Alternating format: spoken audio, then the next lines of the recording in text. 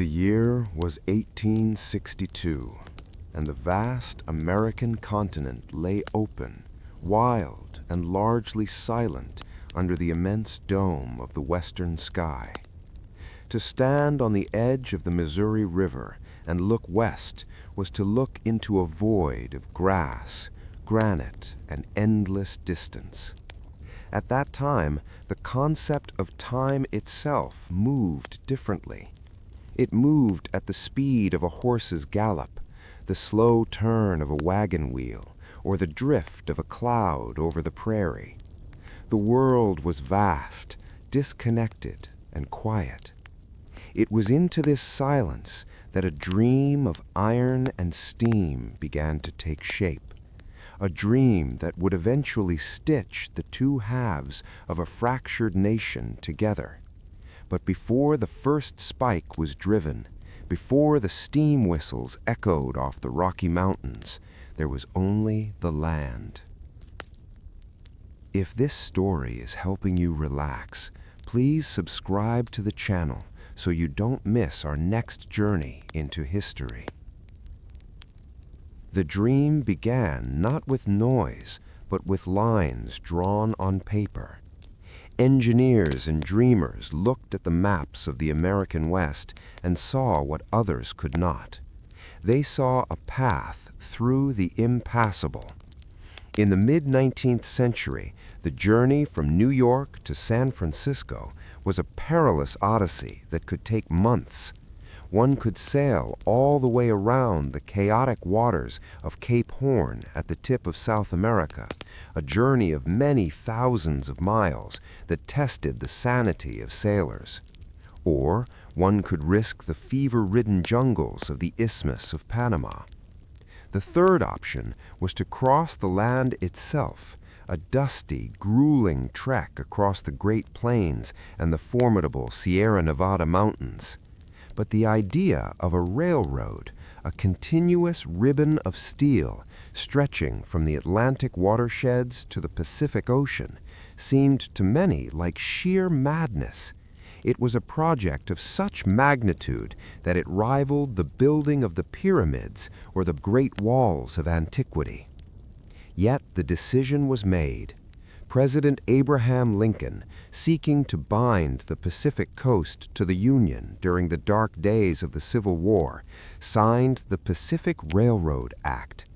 It was a piece of paper that authorized two companies to begin the monumental task.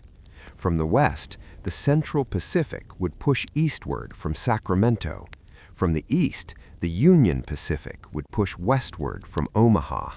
They were to meet somewhere in the middle, though no one knew exactly where.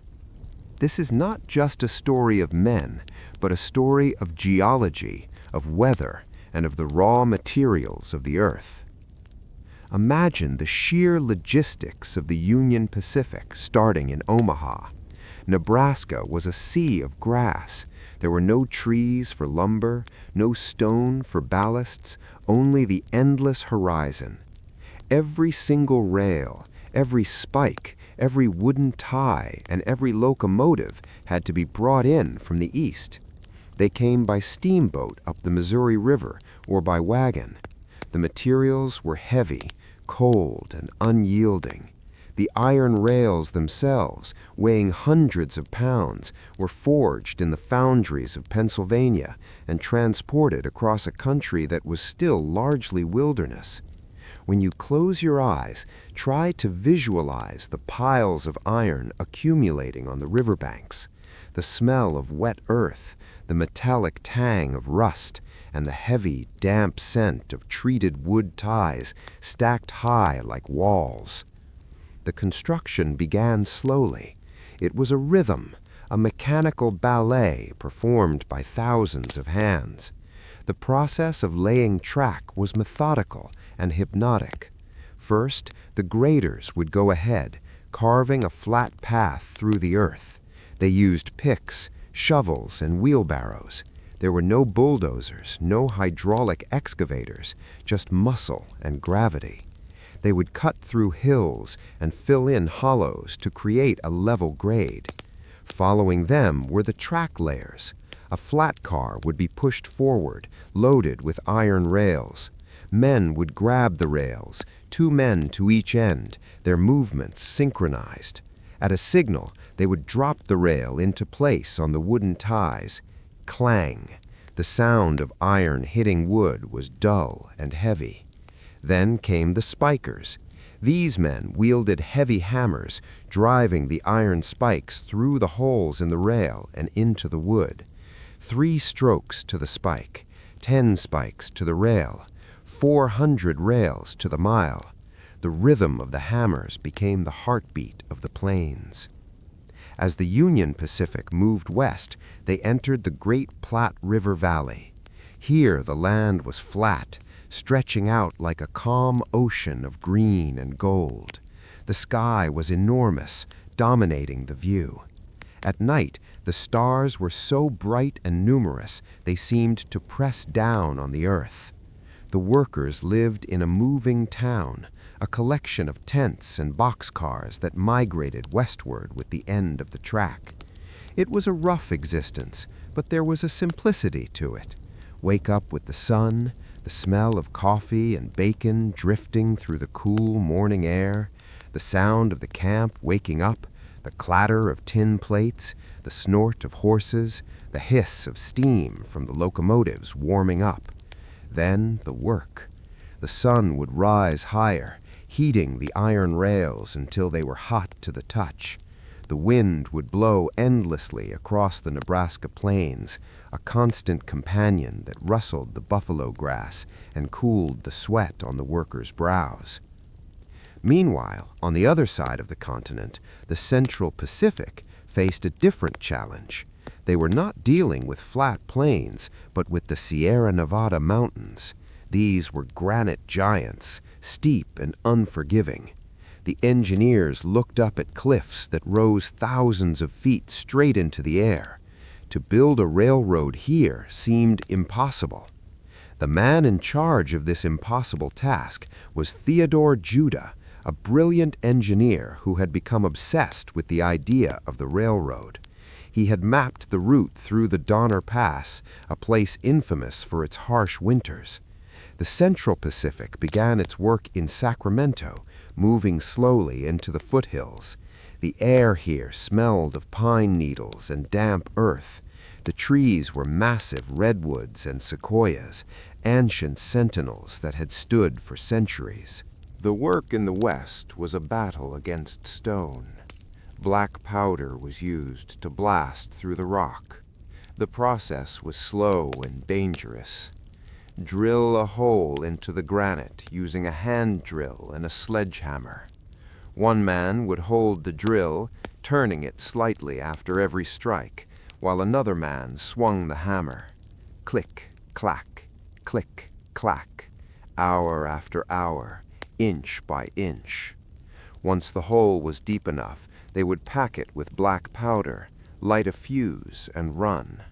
The explosion would shatter the silence of the mountains, sending dust and rock cascading down the slopes. Then the debris had to be cleared by hand before the process could start again. It was a tedious cycle of drill, blast, clear, drill, blast, clear. As the tracks climbed higher, the air grew thinner and colder. The Central Pacific hired thousands of workers from China. These men, coming from the Guangdong province, brought with them a discipline and skill that saved the railroad. They worked in organized teams, suspended in baskets over the sides of cliffs to chip away at the rock face. They brewed tea in the mountains, the steam rising into the crisp alpine air. They built massive retaining walls out of dry-laid stone that still stand today, marvels of engineering built without mortar. The sound of their work was softer than the explosions, a constant chipping and tapping, like water wearing away stone.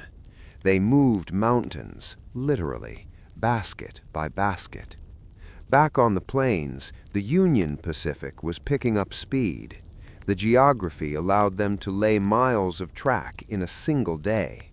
General Jack Casement, a small but fierce man, was in charge of the construction crews. He ran the operation with military precision. The supply trains would arrive from the east, pushing the materials to the very end of the line. The iron horse, as the Native Americans called the locomotive, was a beast of fire and smoke. These early engines were beautiful machines, painted in bright colors, with polished brass whistles and bells. They burned wood or coal, belching thick clouds of smoke that trailed behind them like a dark banner.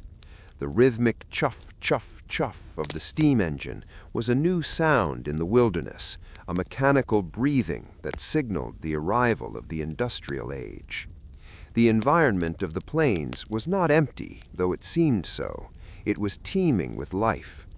Herds of buffalo, numbering in the millions, would sometimes block the tracks for hours. The train would have to stop, the engineer waiting patiently as a sea of brown fur and horns flowed around the locomotive. The sound of a buffalo herd on the move was like thunder, a low rumble that could be felt in the soles of one's feet. The earth shook with their passing. The workers would watch in awe, witnessing a natural spectacle that would soon vanish from the earth. There were also storms. The thunderstorms on the Great Plains were violent and majestic. Clouds would pile up like mountains of bruised purple and black, towering tens of thousands of feet into the air. Lightning would arc across the sky, illuminating the vast emptiness for a split second, followed by thunder that cracked like a whip. Rain would fall in sheets, turning the dust into thick, clinging mud. But the work went on. As the rails extended further west, they reached the 100th meridian. This was the imaginary line that marked the beginning of the arid West. The grass grew shorter, the air drier.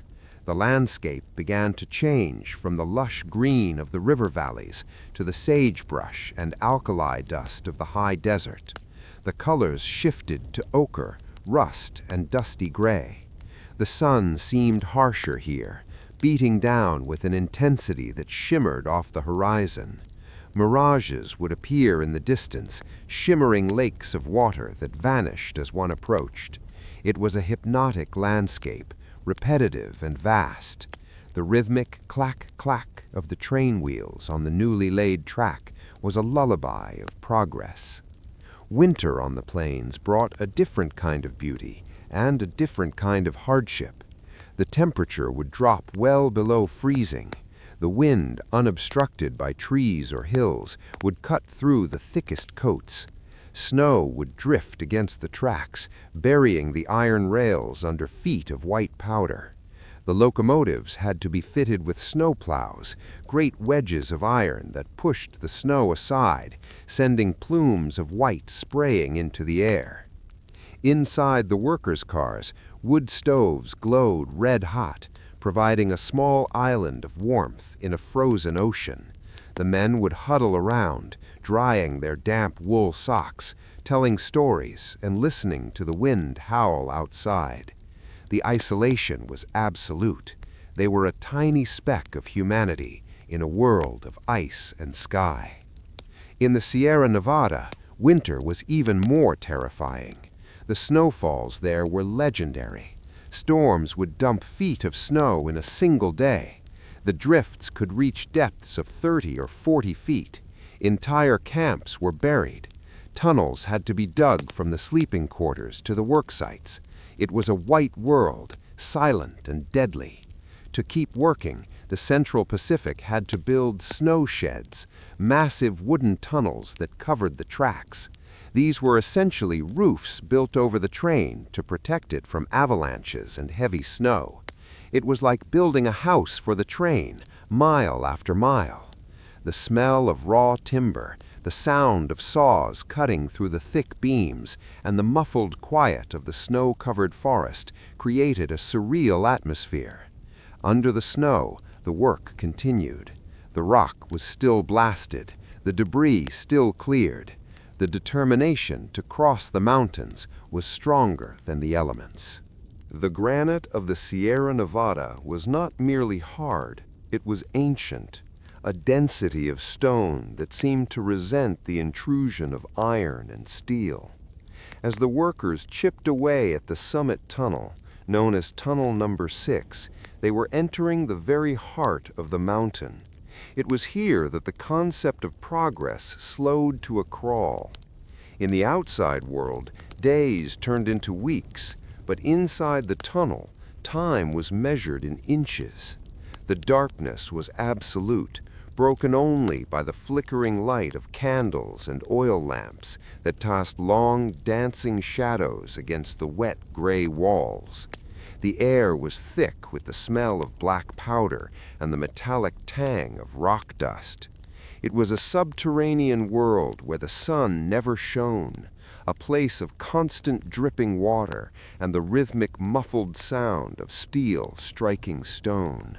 To speed up the agonizingly slow progress, the engineers made a decision to work from the center out.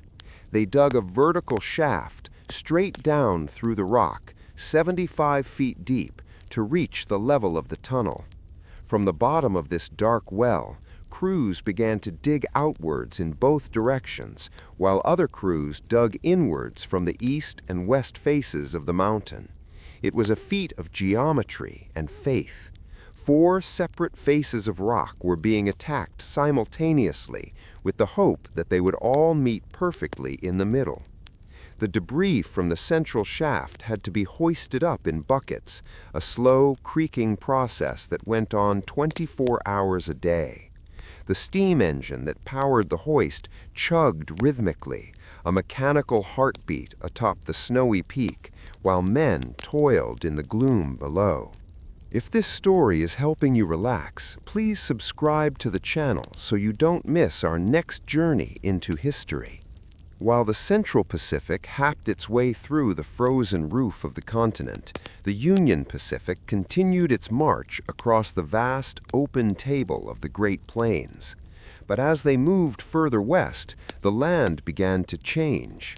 The flat, grassy horizons of Nebraska gave way to the broken, rugged terrain of Wyoming. The smooth rhythm of track laying was interrupted by the need for bridges. The rivers here were not the wide, lazy waters of the Missouri, but flash-flooding creeks and deep ravines carved by eons of wind and water. Consider the construction of Dale Creek Bridge. It was a terrifyingly fragile-looking structure, a spiderweb of timber spanning a deep gorge. The bridge was 650 feet long and rose 150 feet into the air. There was no steel for this bridge, only wood, ponderosa pine brought down from the distant Laramie Mountains. The winds in this canyon were ferocious, often blowing at hurricane speeds. As the workers climbed the wooden trestles to bolt the beams together, the wind would whistle through the structure, making the entire skeleton of the bridge sway and groan. Yet they worked on. They hammered and sawed, suspended in the air, building a path for a train that weighed tons across a gap that birds struggled to cross in the high winds. When the trains finally crossed it, the engineers would hold their breath. The bridge would creak, shifting under the immense weight, but it held.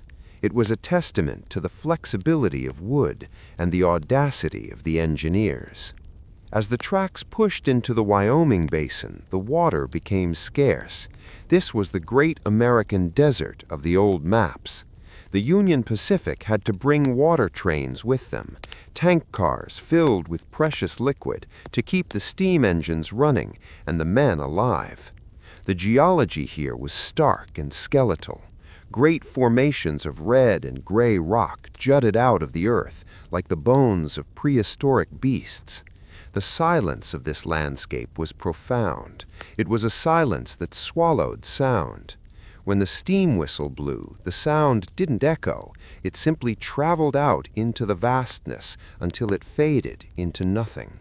The sun beat down on the alkali soil, creating a fine white dust that coated everything: the tents, the uniforms, the food. It was a dry, parched world, where the only movement was the shimmering heat haze and the relentless progress of the rails. The logistics of feeding and supplying this moving army was staggering. Every day, the railroad consumed tons of food. Herds of cattle were driven along beside the tracks to provide fresh beef.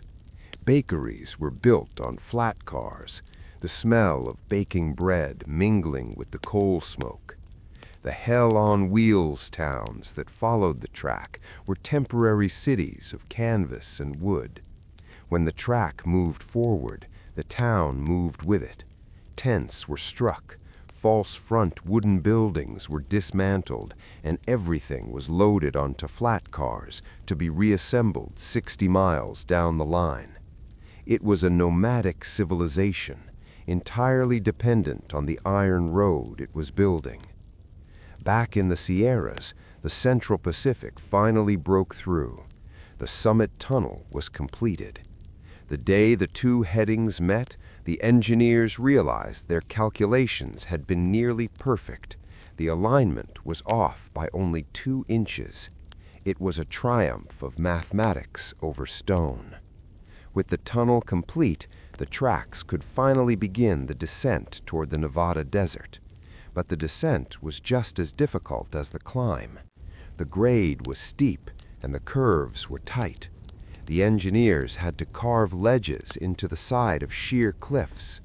The Cape Horn Passage was a terrifying shelf of rock where the train would eventually run thousands of feet above the valley floor. Looking down from the roadbed, the trees below looked like small shrubs. The view was breathtaking, a panorama of the American West that had never been seen from this perspective before. As they came down from the mountains, the Central Pacific workers entered the Nevada basin. The air changed again. The crisp, pine-scented alpine air was replaced by the dry, sage-scented heat of the high desert. They had traded snow for sand. The heat in Nevada could be blistering. The rails, absorbing the solar radiation, became so hot they could burn skin. The expansion of the metal in the heat was a constant problem. The engineers had to leave small gaps between the rails to allow the iron to expand without buckling the track. Here, water was even more critical than in Wyoming. They had to drill deep wells and pipe water over long distances. The landscape was repetitive, mile after mile of sagebrush, salt flats, and distant purple mountains that never seemed to get closer. It was a hypnotic, trance-like journey. To the east, the Union Pacific was approaching the Great Salt Lake. The surveying teams were miles ahead of the track layers. These men lived a lonely, dangerous life. They walked the empty land with their transits and chains, measuring the earth, calculating the grades, and driving the stakes that marked the future path of the railroad. They read the land like a book, looking for the path of least resistance. They followed riverbeds, skirted hills, and sought out passes through the ridges. They were the first to impose geometry on the wilderness. Their notes and maps were the blueprints of the future. They would often go weeks without seeing another human soul, their only companions, the wind and the stars. As the rails grew closer, the work intensified. The 10-mile day became a legend of the construction. It was a feat of endurance and coordination. The Central Pacific, determined to prove they could lay track faster than the Union Pacific, organized a day to break all records. The materials were laid out with surgical precision. The rail handlers, 8 Irishmen whose names are still remembered, lifted the heavy iron rails hour after hour. They moved like a machine. Lift, step, drop. Lift, step, drop. The spikers followed, their hammers blurring in the sun. The track boss rode a horse back and forth, shouting commands. By the end of the day, they had laid 10 miles of track in a single shift. It was a record that would never be broken by hand. The men were exhausted, their muscles screaming, but the rails were down. The landscape around the Great Salt Lake was surreal. The water was heavy with salt, buoyant and strange. The shores were white with crusty deposits. The light here had a peculiar quality, reflecting off the water and the salt flats, creating a dazzling brightness that strained the eyes. The smell was of brine and decay. It was an alien world, yet the steam engines chugged through it, their black smoke contrasting sharply with the white ground. The promontory summit, a high, flat area north of the lake, was chosen as the meeting place. It was a desolate spot, covered in sagebrush, wind-blown and lonely, but it was here that the two lines would finally touch. The final days of construction were a mix of exhaustion and anticipation. The camps of the two companies were now close enough that the workers could visit each other. There was a sense of an ending. The great chaotic machine that had been moving across the continent for years was about to stop. The noise of the construction, the shouts, the hammers, the explosions, the steam whistles was reaching a crescendo. The gap between the rails was closing, mile by mile, foot by foot. Imagine the nights in the Utah desert during those final weeks. The air would cool rapidly after sunset. The sky would fill with an impossibly dense blanket of stars.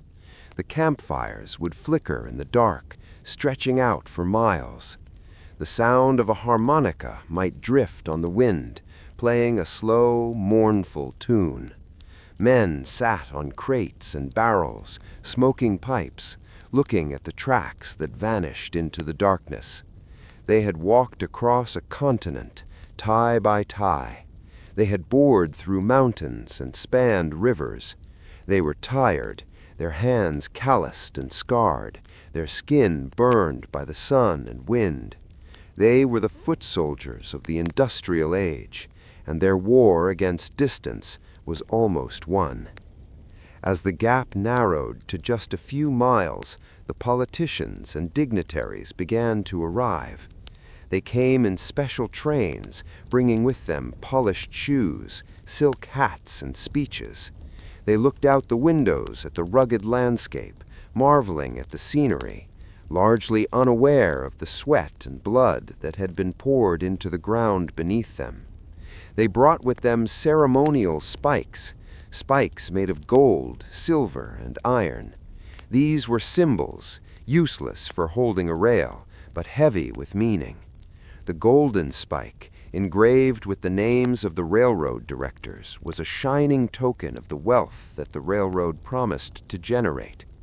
But to the men who had driven millions of iron spikes, it was just another piece of metal, albeit a shiny one. The final tie was to be made of polished California laurel wood. It was prepared and ready. The telegraph lines were wired to the final spikes so that the blows of the hammer could be heard across the nation. It was to be the first mass media event in history. When the hammer struck the spike, a signal would be sent to New York, to Washington, to San Francisco. Fire alarms would ring, cannons would fire, and people would cheer.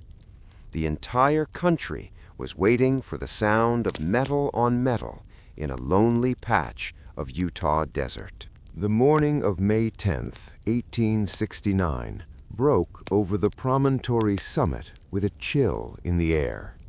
The sky was a pale, washed-out blue, typical of the high desert spring. The wind was constant, rustling the stiff sagebrush and snapping the flags that had been draped over the locomotives. It was a Monday. The crowd that gathered was a strange mix of humanity.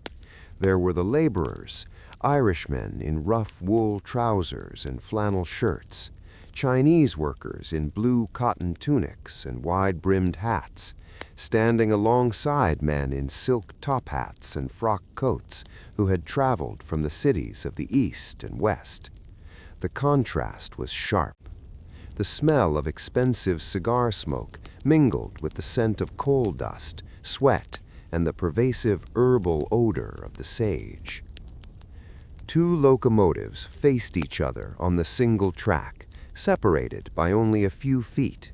From the west sat the Central Pacific's Jupiter, a wood-burning engine with a large funnel-shaped smokestack that widened at the top to catch sparks.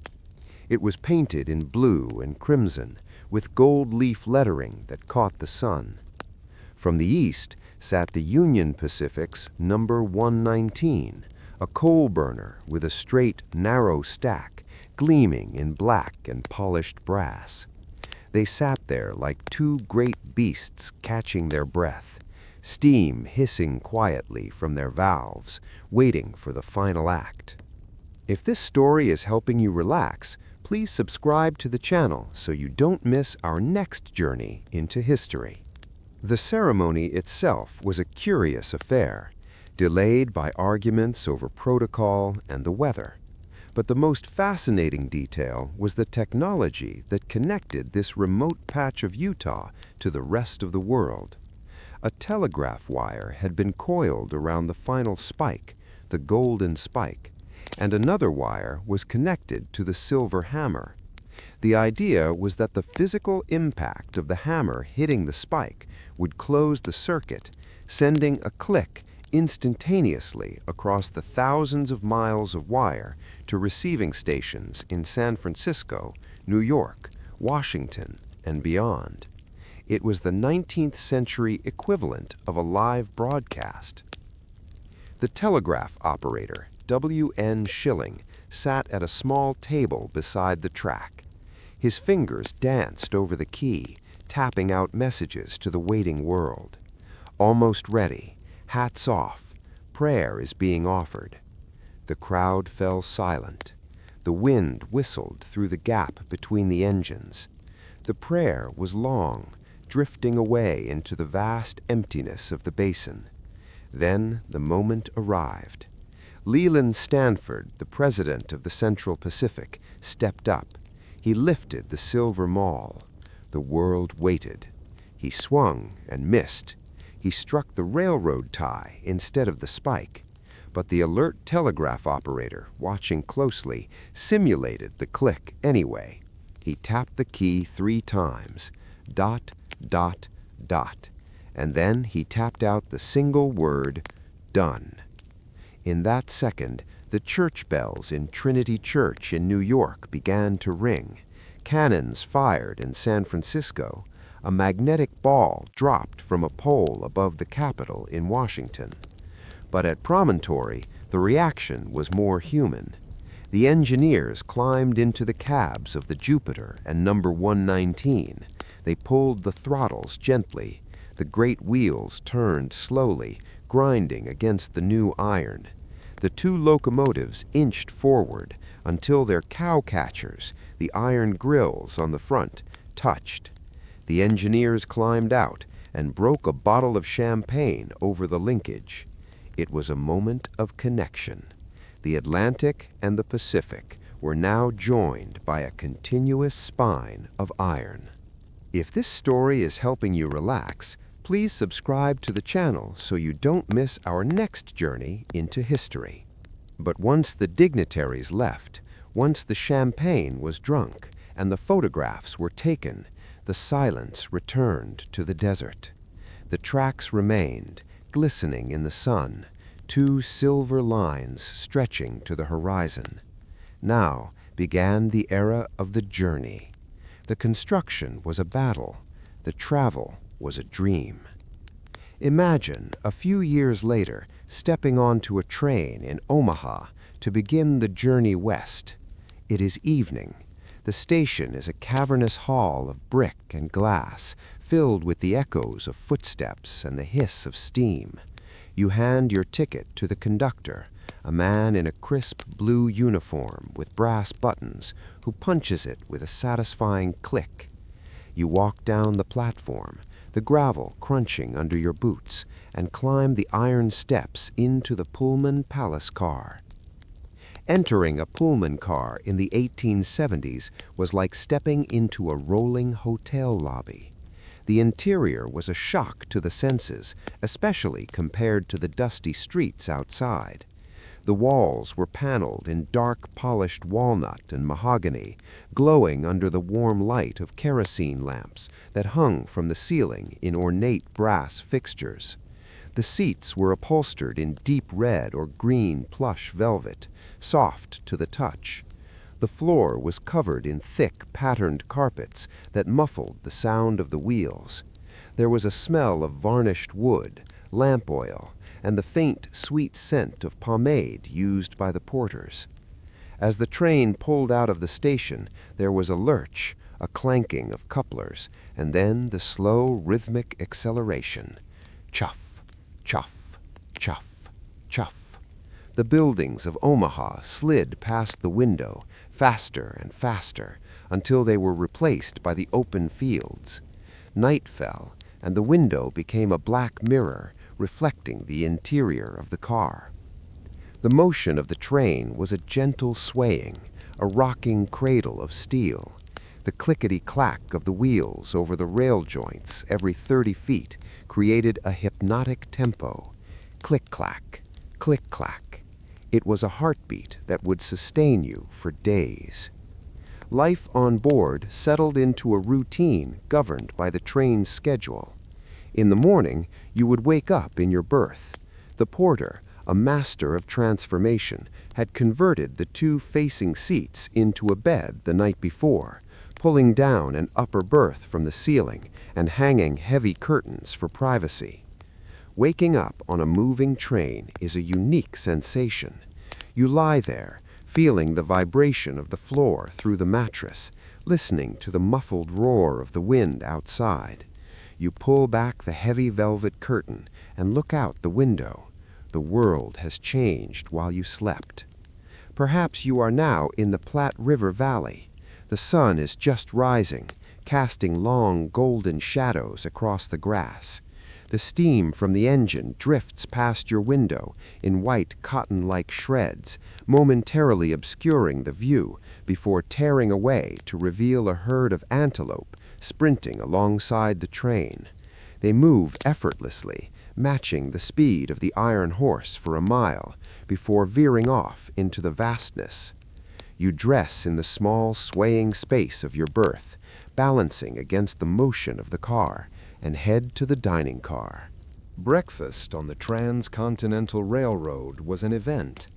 The tables were set with white linen tablecloths, heavy silverware, and delicate china. The coffee was poured from silver pots, hot and strong.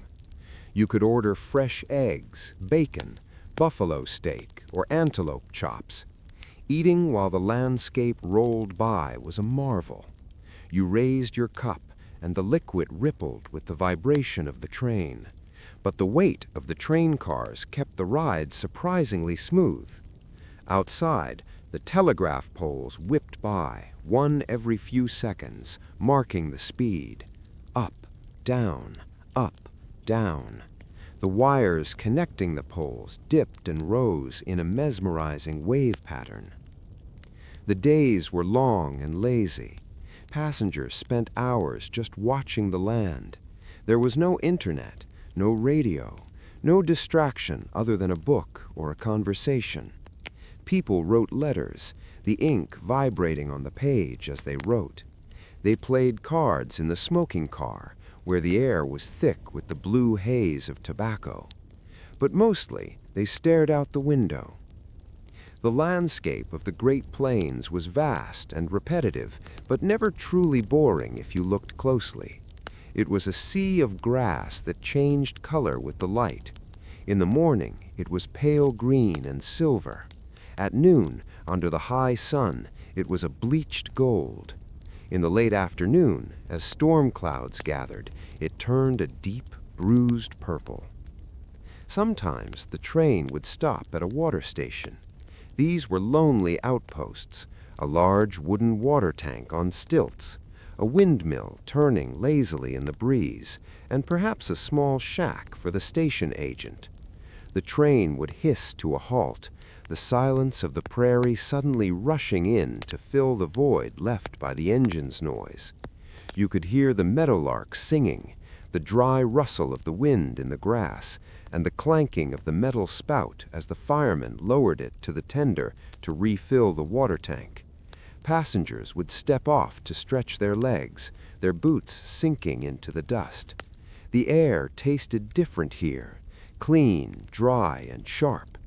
Then the whistle would blow, 2 short blasts, and everyone would scramble back on board. The journey would resume. As the train climbed toward the Rockies, the rhythm changed. The engine worked harder, the exhaust chuffs becoming louder and more distinct. The train moved slower. The air grew cooler. Inside the cars, the conductors would add coal to the pot-bellied stoves at the end of each carriage, the cast iron ticking as it heated up. The scenery shifted from horizontal to vertical. Massive granite boulders appeared, and pine trees replaced the cottonwoods. The tracks wound through canyons where the rock walls were so close you could almost reach out and touch them. The light in the canyons was dim and cool, and the sound of the train echoed loudly, bouncing off the stone. Nighttime on the train had a specific quality of intimacy. The lamps were dimmed. The conversation died down to whispers. The rhythmic clatter of the wheels seemed to get louder as the visual distractions faded. It was a womb of velvet and wood moving through the void. You could feel the isolation of the train, a tiny string of light moving through hundreds of miles of darkness. Occasionally, you might pass a westbound train. There would be a sudden roar, a blur of lighted windows, a glimpse of other faces for a fraction of a second, and then the Doppler effect fade of the whistle as they vanished behind you. It was a reminder that you were part of a great circulation of people, a mechanical bloodstream flowing through the arteries of the nation. Crossing the high deserts of Wyoming and Utah was a test of patience. The dust was pervasive. Despite the heavy curtains and the closed windows, the fine alkali dust found its way in. It settled on the windowsills, on the velvet seats, on the clothes of the passengers. It had a distinct smell, like chalk and dry earth. The porters were constantly dusting, moving through the cars with feather dusters. The heat could be oppressive in the summer. Passengers would fan themselves, sipping ice water that had been loaded at the last ice house. The mirages returned, shimmering lakes on the horizon that promised relief but never existed. But then the train would reach the Sierra Nevada. The transition was abrupt. One moment you were in the sagebrush, and the next you were climbing into the clouds. The train would enter the snow sheds, those miles of wooden tunnels built to protect the track. Inside the sheds, it was dark, the only light coming from the gaps in the timber planks. The sound changed to a hollow roar. Smoke from the engine would fill the shed, sometimes leaking into the cars, bringing the smell of burning wood and sulfur. It felt like traveling through a long wooden throat. When the train burst out of a shed, the light would be blinding, revealing deep valleys filled with blue mist and the tops of giant trees. The descent into California was the final reward. The train would wind down from the high passes, the brakes squealing, the metal hot. The air would grow warmer and thicker, smelling of flowers and damp earth. You would pass through the foothills where the gold miners had once scarred the earth, now covered in scrub oak and manzanita. And finally, the Sacramento Valley would open up, flat, green, and lush. The journey that once took 6 months by wagon had been completed in a week. But the story of the railroad is not just about the passengers, it is also about the machine itself. Let us look closer at the locomotive, the beating heart of this system. To truly understand the rhythm of the 19th century, one must understand the anatomy of the steam locomotive. It was not just a vehicle, it was a living, breathing creature of fire and water. Standing next to a 440 American-type locomotive, the workhorse of the era, you would feel the heat radiating from its iron skin even before it moved. The machine smelled of hot oil, burning coal, and wet steam. It was a smell that permeated the clothing of the crew and the very wood of the station platforms. The heart of the beast was the firebox. Located at the rear of the engine, inside the cab where the crew worked, the firebox was a small, hellish chamber where the energy was born. The fireman, whose job was one of back-breaking labor, had to maintain this fire with a precise rhythm. He stood on the swaying deck between the engine and the tender, the car behind that carried fuel and water. With a shovel, he would scoop coal, black, dusty, and heavy. He would step on a pedal to open the butterfly doors of the firebox. A blast of intense orange and white heat would illuminate the cab, scorching the air. He had to throw the coal in with skill, spreading it evenly over the grate to ensure a clean, hot burn.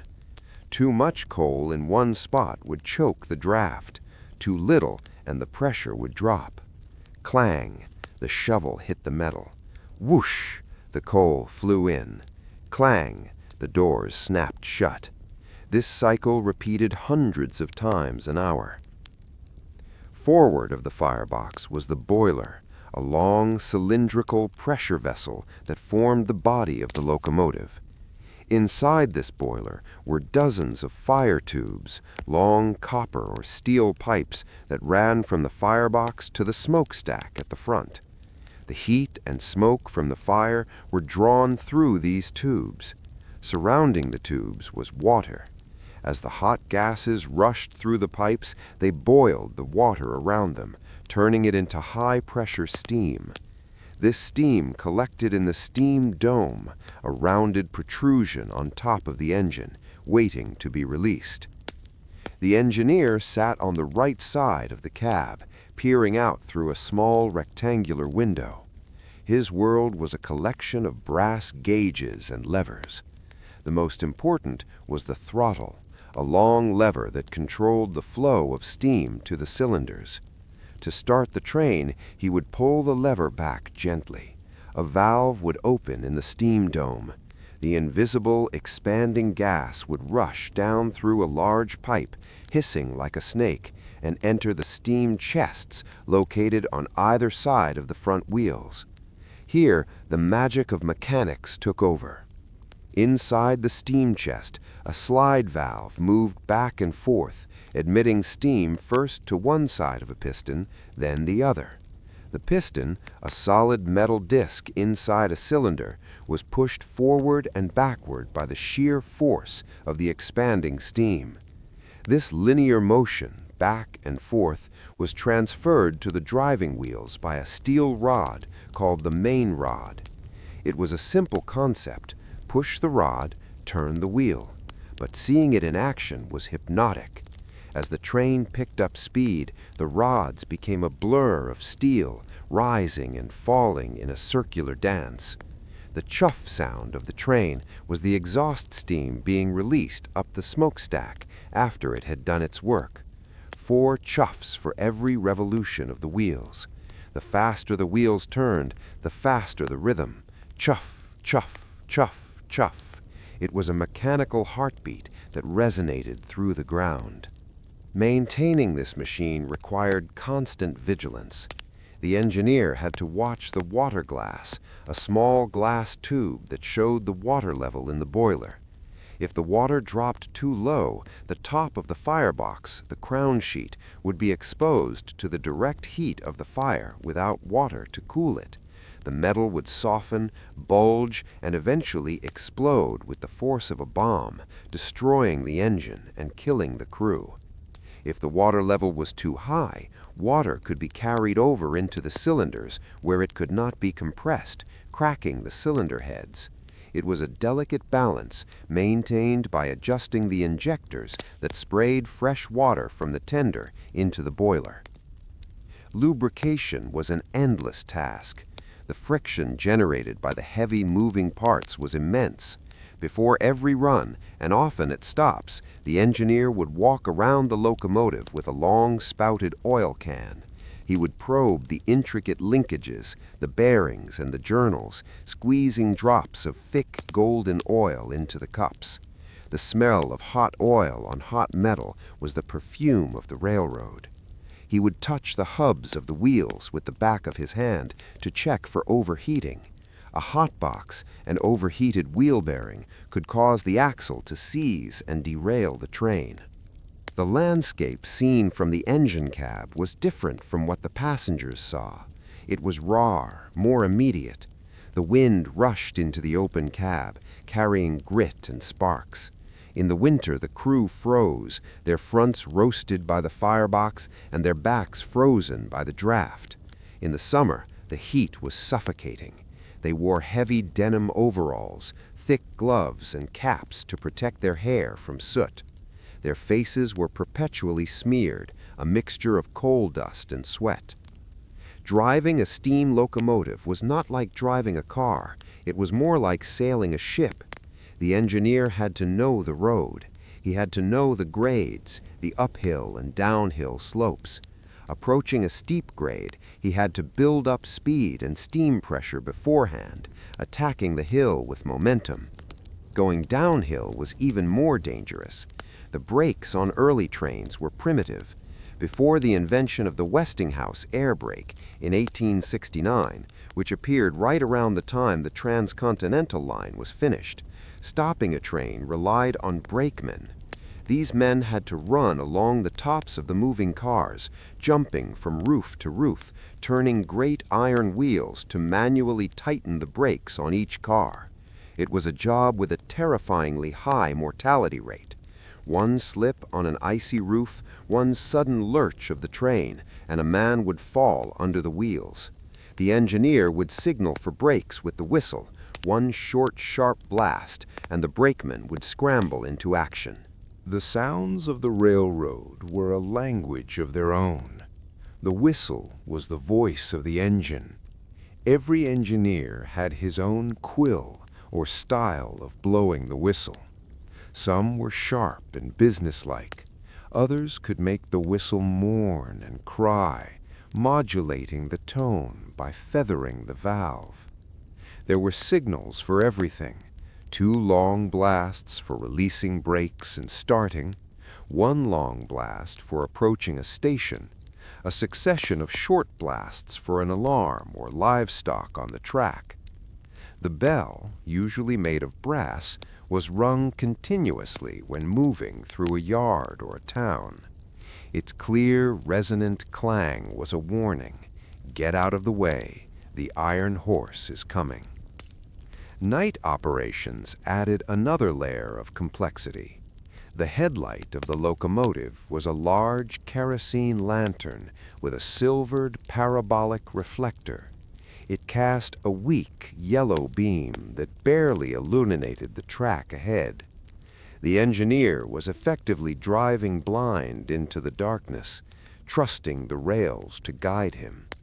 He watched for signal lanterns, red for stop, white for go, hung on posts by station agents. A missed signal could mean a collision, and collisions were catastrophic.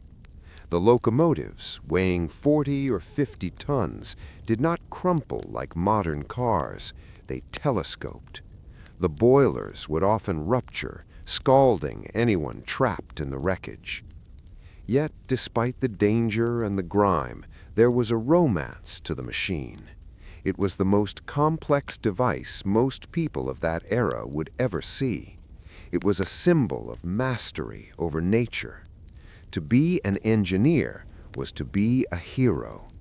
Children would run to the tracks to wave as the train passed, and the engineer, the lord of the high iron, would wave back, a king on his throne of steel and fire. The maintenance shops where these beasts were repaired were cathedrals of industry. The roundhouse was the center of this world. It was a semicircular building surrounding a turntable, a rotating bridge that could turn the locomotives around or direct them into a specific service bay. Inside the roundhouse, the air was cool and smelled of damp ash. Engines sat in their stalls like sleeping giants, steam wisping from their cylinder cocks.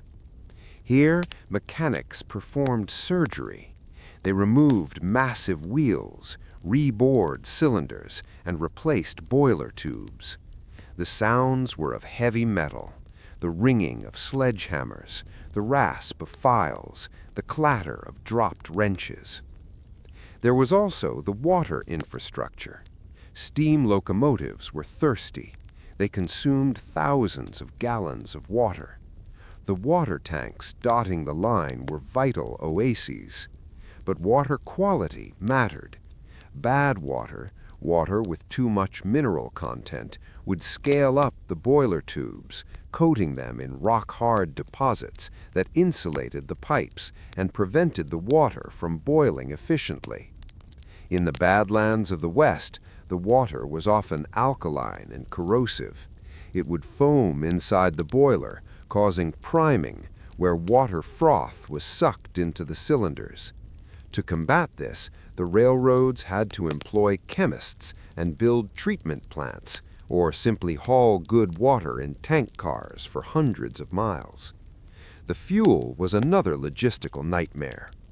Early engines burned wood, cord after cord of cottonwood, pine, or cedar. Great stacks of wood had to be piled at intervals along the track. A hungry engine could burn a cord of wood, a stack 4 by 4 by 8 feet, in an hour. As the forests near the tracks were depleted, the railroads switched to coal. Coal was more energy-dense, but required mining and transport. The black diamonds were brought from mines in Wyoming and Utah, loaded into chutes at coaling towers, and dropped into the tenders of the passing trains. The dust from the coal coated everything in the vicinity of the tracks. Behind the locomotive and the tender came the rest of the train, the mail car, a rolling post office where clerks sorted letters at high speed, tossing them into canvas bags. They had a device called a catcher arm that could snatch a mail bag from a hook at a station without the train even stopping. Then the baggage car, filled with trunks, crates, and sometimes coffins. Then the passenger cars, varying from the immigrant cars with wooden benches to the plush Pullman sleepers. And finally, at the very end, the caboose. The caboose was the office and home of the train crew, the conductor and the rear brakeman. It was a small red wooden car with a cupola, a raised observation box on the roof. From the cupola, the crew could look forward over the top of the train, watching for smoke from a hotbox or signs of derailment. Inside, there was a stove, a bunk, a desk for paperwork, and the smell of stale coffee and kerosene. The caboose was the period at the end of the sentence, the final car that signaled the train had passed. This entire mechanical ecosystem, from the firebox to the caboose, moved across the American landscape, changing it forever. It brought noise to the silence, smoke to the clear air, and time to a timeless land. Before the railroad, every town kept its own local time based on the sun. Noon was when the sun was highest overhead. This meant that noon in Boston was minutes different from noon in New York, and vastly different from noon in Chicago. The railroad, with its strict schedules, could not function with hundreds of local times. It required standardization, And so, on November 18, 1883, largely at the behest of the railroads, the United States adopted standard time zones. The Iron Horse had not only conquered space, it had conquered time itself. As the years passed, the Transcontinental Railroad settled into the landscape. The raw cuts in the earth healed over with grass and sagebrush. The wooden trestles were replaced by iron bridges, then by steel, and finally by concrete. The small, colorful 4x40 locomotives gave way to massive, black articulated engines, the mallets and the big boys that shook the ground like earthquakes. But the route remained largely the same, a monument to the vision of the 1860s.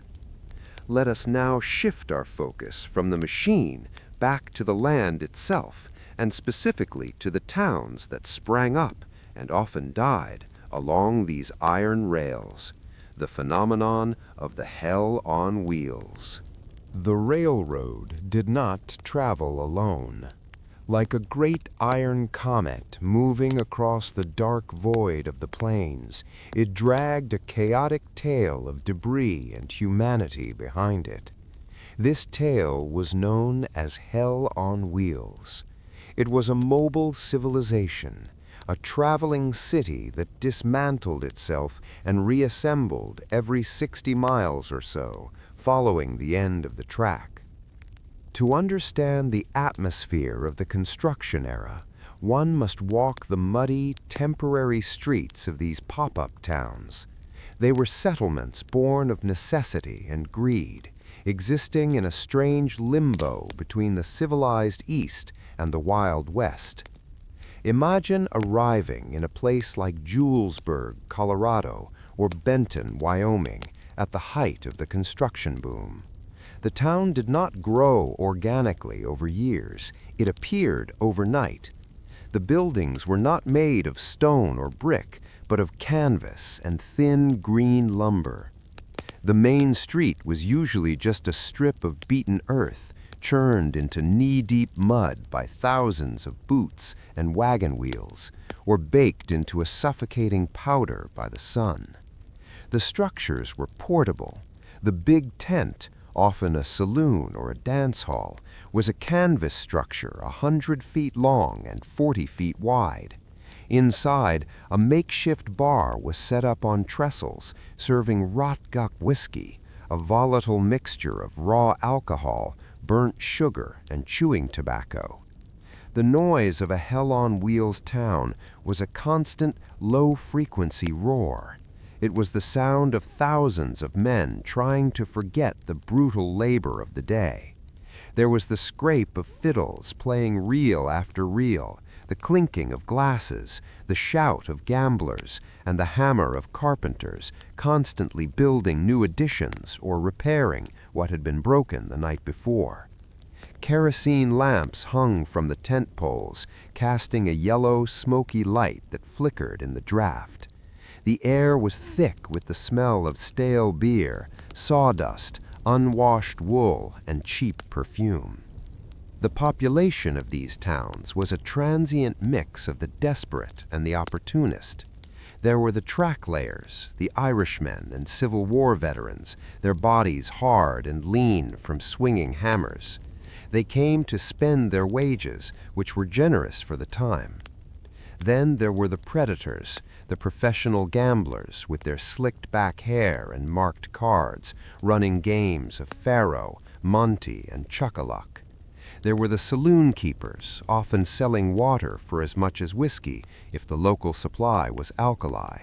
And there were the soiled doves, women who had traveled to the edge of the world to make a living in the dance halls, their bright dresses contrasting sharply with the drab canvas and dust.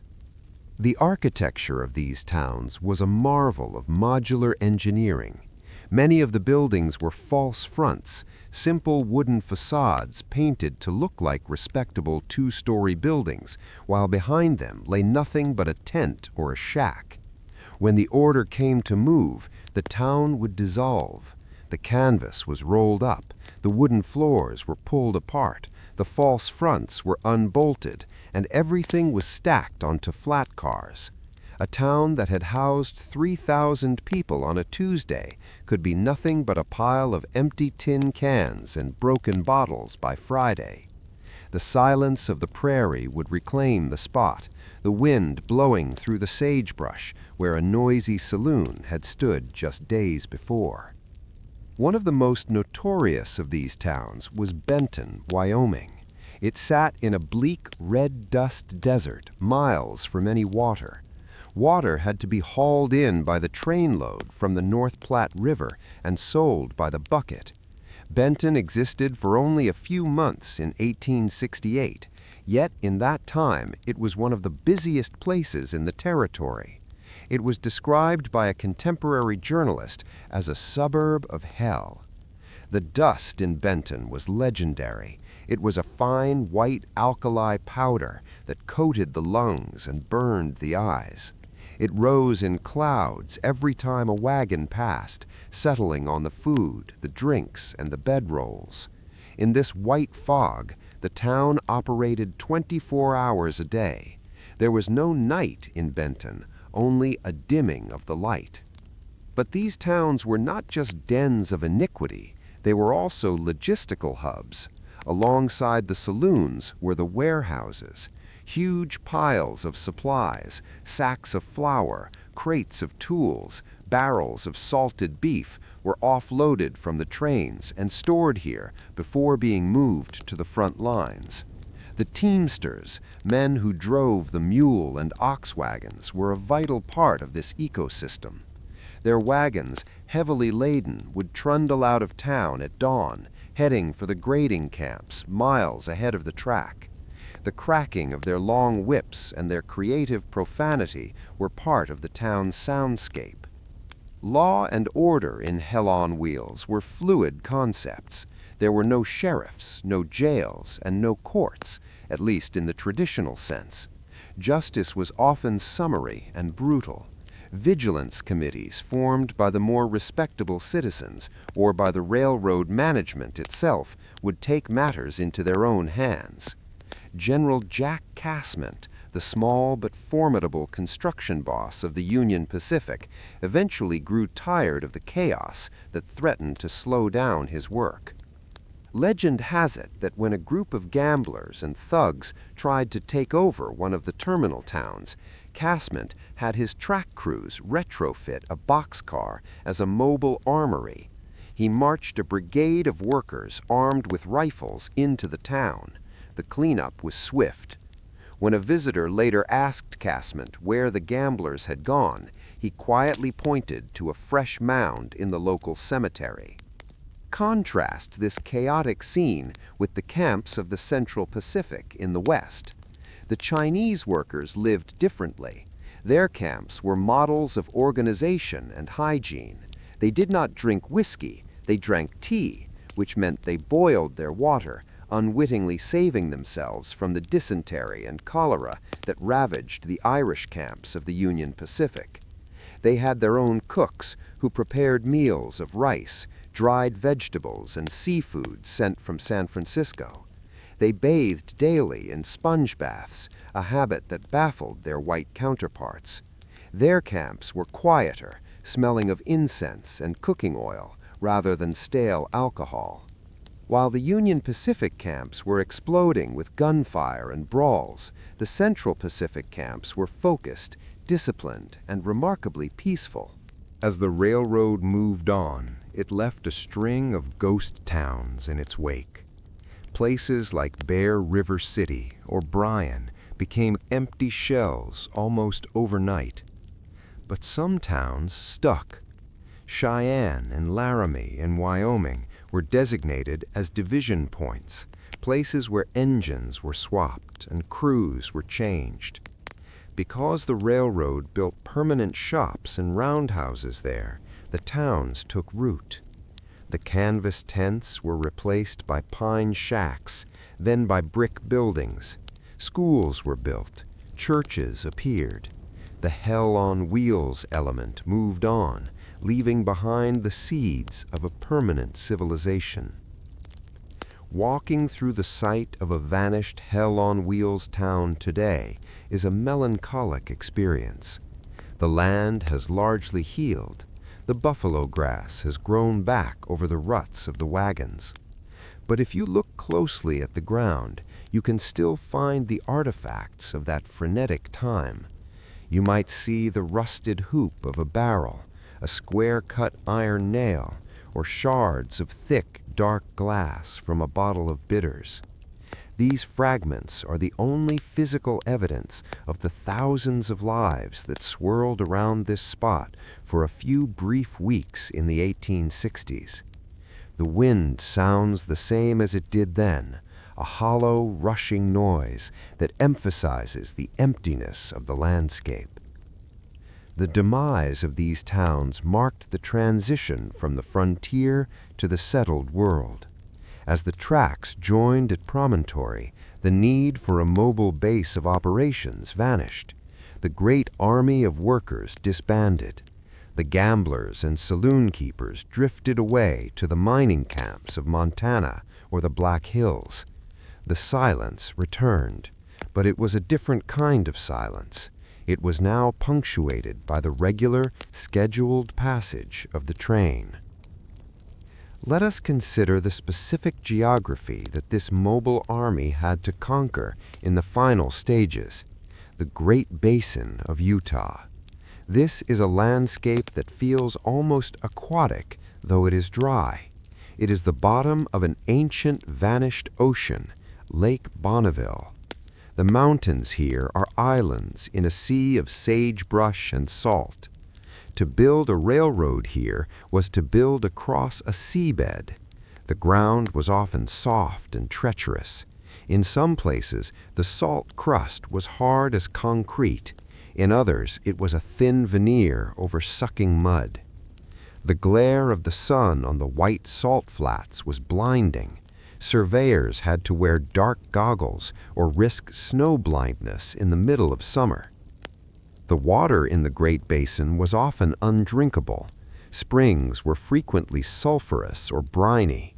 The locomotive springs were natural vents where water bubbled up, but it was often warm and tasted of minerals. The railroad had to employ water trains solely to keep the crews and engines hydrated.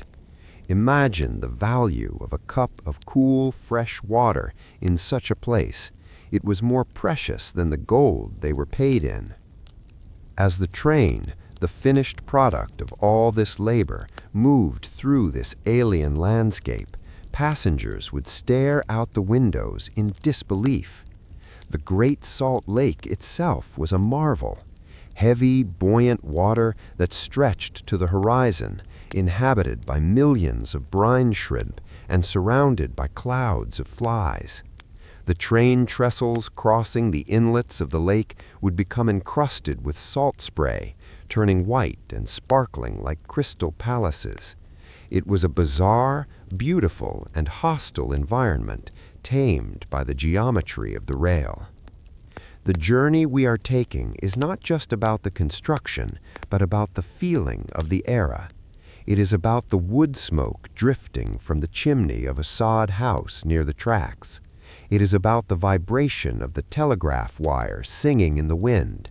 It is about the slow, heavy tick-tock of a grandfather clock in a station waiting room, counting down the minutes until the arrival of the 5:15.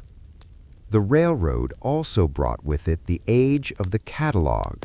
With the tracks complete, companies like Sears, Roebuck & Co., and Montgomery Ward could ship goods to the most remote corners of the nation. A family living in a sod hut on the Nebraska prairie could order a sewing machine, a cast-iron stove, a set of encyclopedias, or even a prefabricated house, and have it delivered by rail. The arrival of the catalog was a major event. It was a book of dreams, filled with illustrations of items that connected the isolated homesteaders to the factories of the East. The train was the physical link that made this commerce possible. It turned the abstract concept of a nation into a tangible economic reality. And what of the night? Night travel on the Transcontinental line had a specific mood. The train became a capsule of light moving through a void. If you stood on the rear platform of the caboose or the observation car, watching the tracks recede into the darkness, you would see the red glow of the marker lights reflecting on the polished rails. The sparks from the engine would fly back like a swarm of fireflies, extinguishing themselves in the cool air. The rhythm of the wheels was steady and reassuring. Inside the sleeping cars, the heavy curtains swayed. The sound of snoring mingled with the creaking of the wood. It was a communal sleep, 100 strangers dreaming together as they hurtled through the wilderness at 30 miles an hour. The impact on the time zones, as mentioned before, was profound, but the impact on the perception of distance was even greater. Before the rail, a journey of 1,000 miles was a life-changing event, a migration. After the rail, it was a trip. The perceptual size of America shrank. The endless horizon that we spoke of at the beginning of this story was no longer endless. It was measured, timetabled, and crossed. Yet there remained pockets of the old mystery. The view from the train window offered glimpses of a world that was disappearing. A passenger might look up from their book and see a lone rider on a ridge, silhouetted against the sunset, watching the train pass. A cowboy, an outlaw, a Native American scout. In a second, he was gone, left behind in the dust, a ghost of the frontier that was rapidly fading. The train did not stop for him. It moved relentlessly forward, for San Francisco, for the ocean, for the future. As the westbound train leaves the vast saline emptiness of the Great Basin, the engine begins to labor. The rhythmic chuff of the exhaust grows deeper, louder, and more spaced out. We are approaching the granite wall of the Sierra Nevada once again, but this time from the east, climbing towards the roof of the world. The transition is gradual but absolute. The gray sagebrush, which has been the traveler's constant companion for hundreds of miles, begins to give way to scrub oak and juniper. Then the great ponderosa pines appear, their red-barked trunks standing like pillars in a cathedral. The air inside the train cars changes, losing the dry, alkaline bite of the desert and taking on the sharp, resinous scent of pine needles and cold stone. The climb to the Donner Pass is one of the most dramatic feats of engineering on the entire line. The track loops and winds, seeking a foothold on the steep slopes. From the window, a passenger looks down not at flat plains, but into deep blue chasms where rivers froth white against the rocks. The train moves slowly here, a steel caterpillar crawling up a leaf. The sense of weight is palpable. You can feel the locomotive straining, the steel wheels biting into the rails, fighting gravity with every revolution. It is here that the train enters the legendary snow sheds. To the early travelers, these were a source of both frustration and fascination. The Central Pacific had built over 30 miles of these wooden tunnels to protect the track from the crushing weight of winter snow. Entering a snow shed is a unique sensory experience. One moment, you are looking at a sweeping vista of granite peaks and blue sky. The next, you are plunged into twilight. The sound of the train changes instantly. The open-air chuff-chuff is replaced by a hollow, booming roar as the noise echoes off the timber walls and roof. It is a darker, more enclosed world. The construction of these sheds was a monumental task of carpentry. They were built like the ribs of a leviathan, massive beams of hewn timber, sometimes 2 feet thick, were bolted together to form the frame. The roof was pitched steeply to shed the snow, which could drift up to 40 feet deep in these passes. Inside the shed, the air is still and smells intensely of wood smoke, creosote, and damp timber. Because the sheds are not solid tunnels, but rather covered bridges, there are gaps between the planks. As the train moves through them, beams of sunlight slice through these gaps, creating a strobe-like effect. Flicker, flicker, flicker. The light dances across the velvet seats and the faces of the passengers, a hypnotic pulse of brightness in the gloom. Occasionally, the train passes a gap in the shed, a window left open for ventilation, or a break in the structure where the track crosses a bridge. For a fleeting second, the dark interior vanishes, and the passenger is blinded by the brilliant white of the snow-covered mountains outside. Then, just as quickly, whoosh, the train dives back into the wooden throat of the next shed. It is a rhythm of dark and light, dark and light. In the winter, the sheds are a necessity. Outside, a blizzard might be raging, the wind howling at hurricane force, the temperature well below freezing. But inside the shed, the train moves through a calm, protected tunnel. The snow piles up on the roof, turning the shed into a buried cavern. The passengers are safe in their warm cars, drinking coffee and reading newspapers, separated from the lethal elements by a few inches of wood and glass. It is the ultimate expression of the victory of technology over nature. The iron horse does not care about the blizzard. It has its own roof. As the train crests the summit, it passes near Donner Lake. It lies below the tracks, a sapphire jewel set deep in the granite bowl. It is a place of profound beauty and tragic history. In the winter of 1846, the Donner Party was trapped here by early snows, enduring unspeakable horror. The train passengers, safe in their Pullman cars, would look down at the peaceful, shimmering water and shudder, contemplating the difference a few decades had made.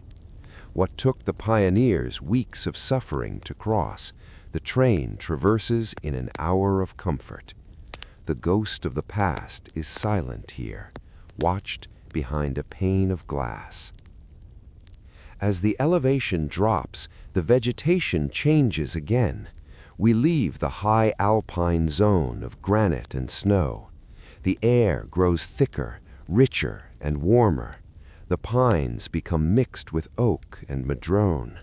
The light changes from the harsh, clear ultraviolet of the high peaks to a softer golden haze. We are entering the gold country, the western foothills of the Sierras. The earth here is red, the color of rust and dried blood. It is the soil that hid the gold nuggets that started the rush in 1849.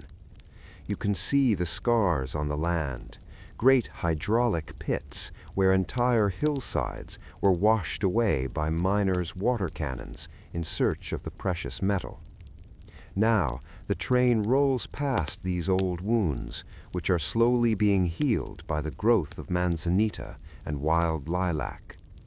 The towns here, Colfax, Auburn, Rockland, have a different feel than the raw, temporary towns of the plains.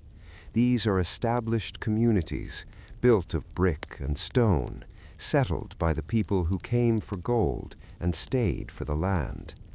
The train stations are substantial, with manicured gardens and platforms bustling with activity. The train stops more frequently now. The conductor steps out, checking his pocket watch. The pace of life seems to pick up as we approach civilization. Inside the car, the passengers begin to stir. The long journey is nearing its end. They gather their belongings, hot boxes, valises, coats. There is a sense of anticipation. The conversation shifts from the scenery to the destination. "We shall be in Sacramento by dinner." The porter moves through the car, brushing the dust from the passenger's shoulders with a stiff broom, a ritual of arrival. The smell of the air entering the windows is now distinctly Californian, a mix of dry grass, eucalyptus, and the distant wet scent of the river delta. The engineering of the railroad in these foothills is less dramatic than the high passes, but no less impressive. The train crosses long, high trestles made of iron, spanning wide ravines.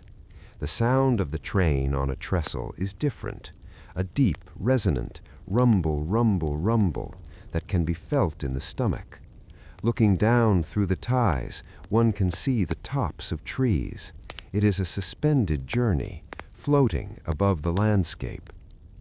The final leg of the mountain crossing brings the train down to the floor of the Sacramento Valley. The transition is stark. 1 hour you are in the mountains, surrounded by rock and pine. The next you are on the flat alluvial plain. The horizon widens. The land is a patchwork of wheat fields, orchards, and marshes. The heat returns, but it is a humid valley heat, different from the dry bake of Nevada.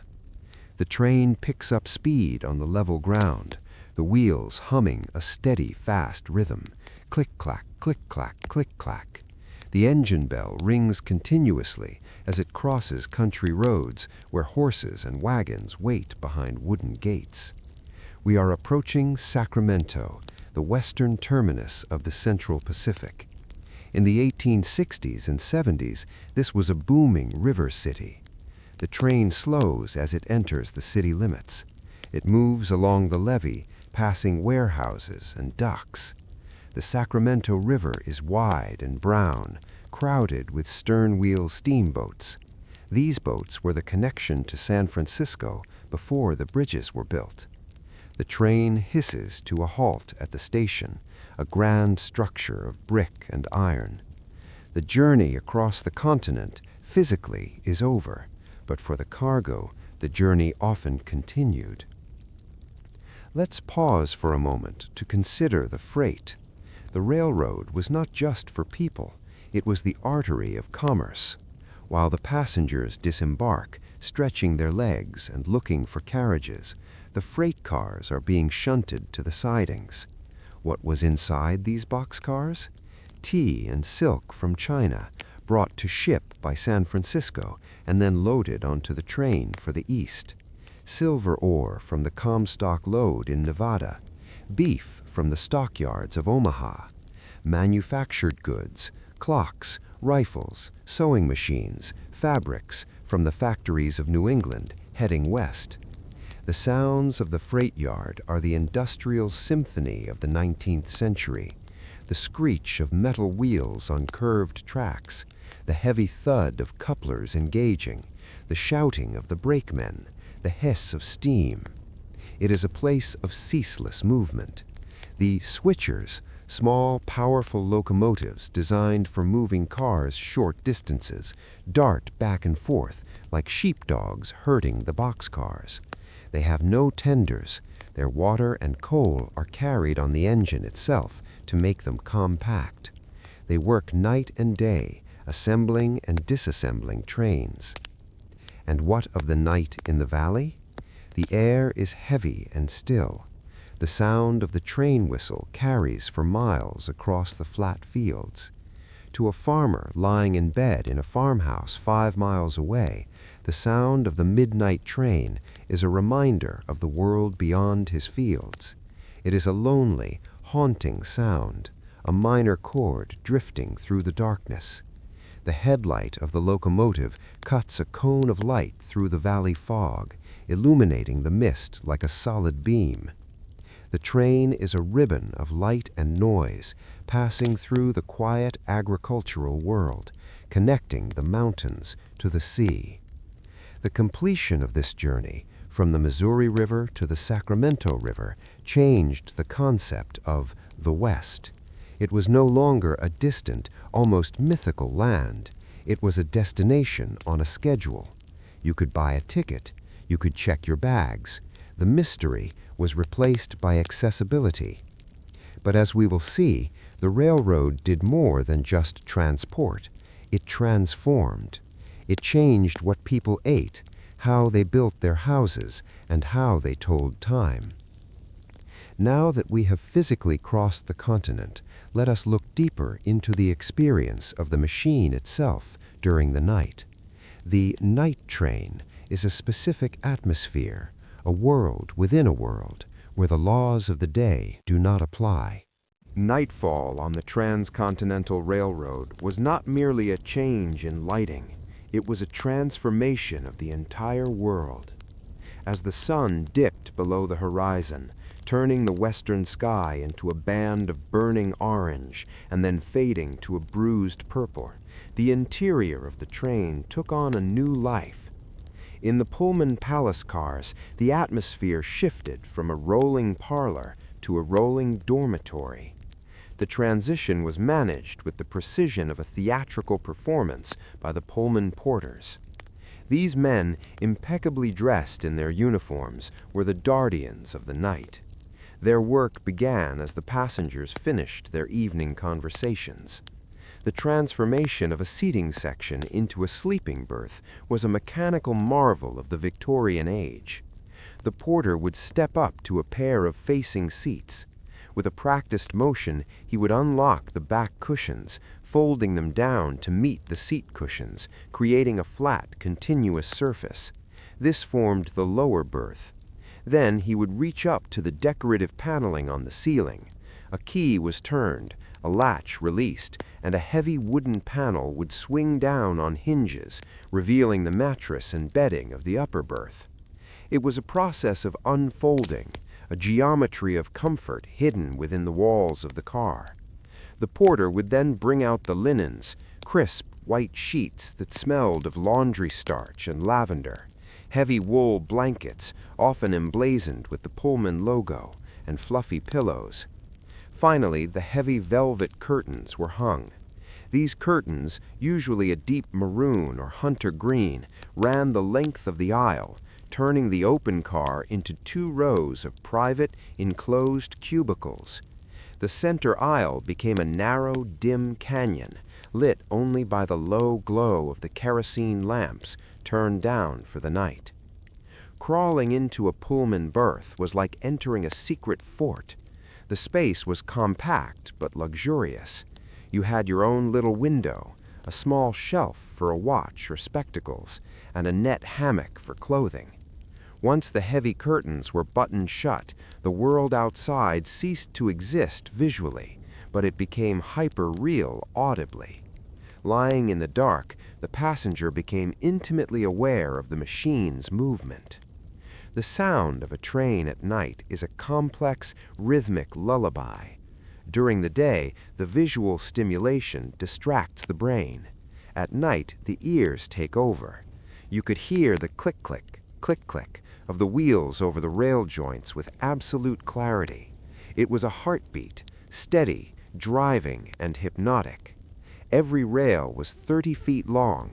If you counted the clicks, you could estimate the speed.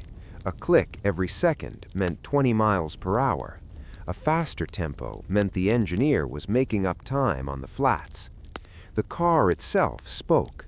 The wood paneling creaked as the frame flexed around curves. The metal couplers groaned, a low, wail-like sound, as the tension between the cars changed. The suspension springs squeaked softly. It was a symphony of wood, steel, and leather working together to dampen the violence of the tracks. The bed itself vibrated, a gentle, rocking motion that most passengers found deeply soporific. It was like being rocked in a cradle, but a cradle that was hurtling through the wilderness at 35 miles per hour. Sleep on a train is different from sleep in a bed. It is lighter, more vivid. The mind incorporates the motion into dreams.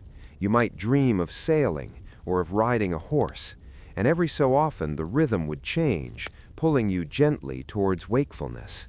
The train would slow down. The rapid click-clack would decelerate to a slow clack, clack, clack, then the hiss of the air brakes, and finally, a stop. A night stop at a remote station was a moment of profound atmosphere. If you lifted the blind of your window just an inch, you might see the wooden platform of a depot in Wyoming or Nevada, illuminated by a single lantern hanging from a post. The light would cast long, swinging shadows. You might see the station agent, bundled in a heavy coat, handing a piece of paper, a train order, to the conductor.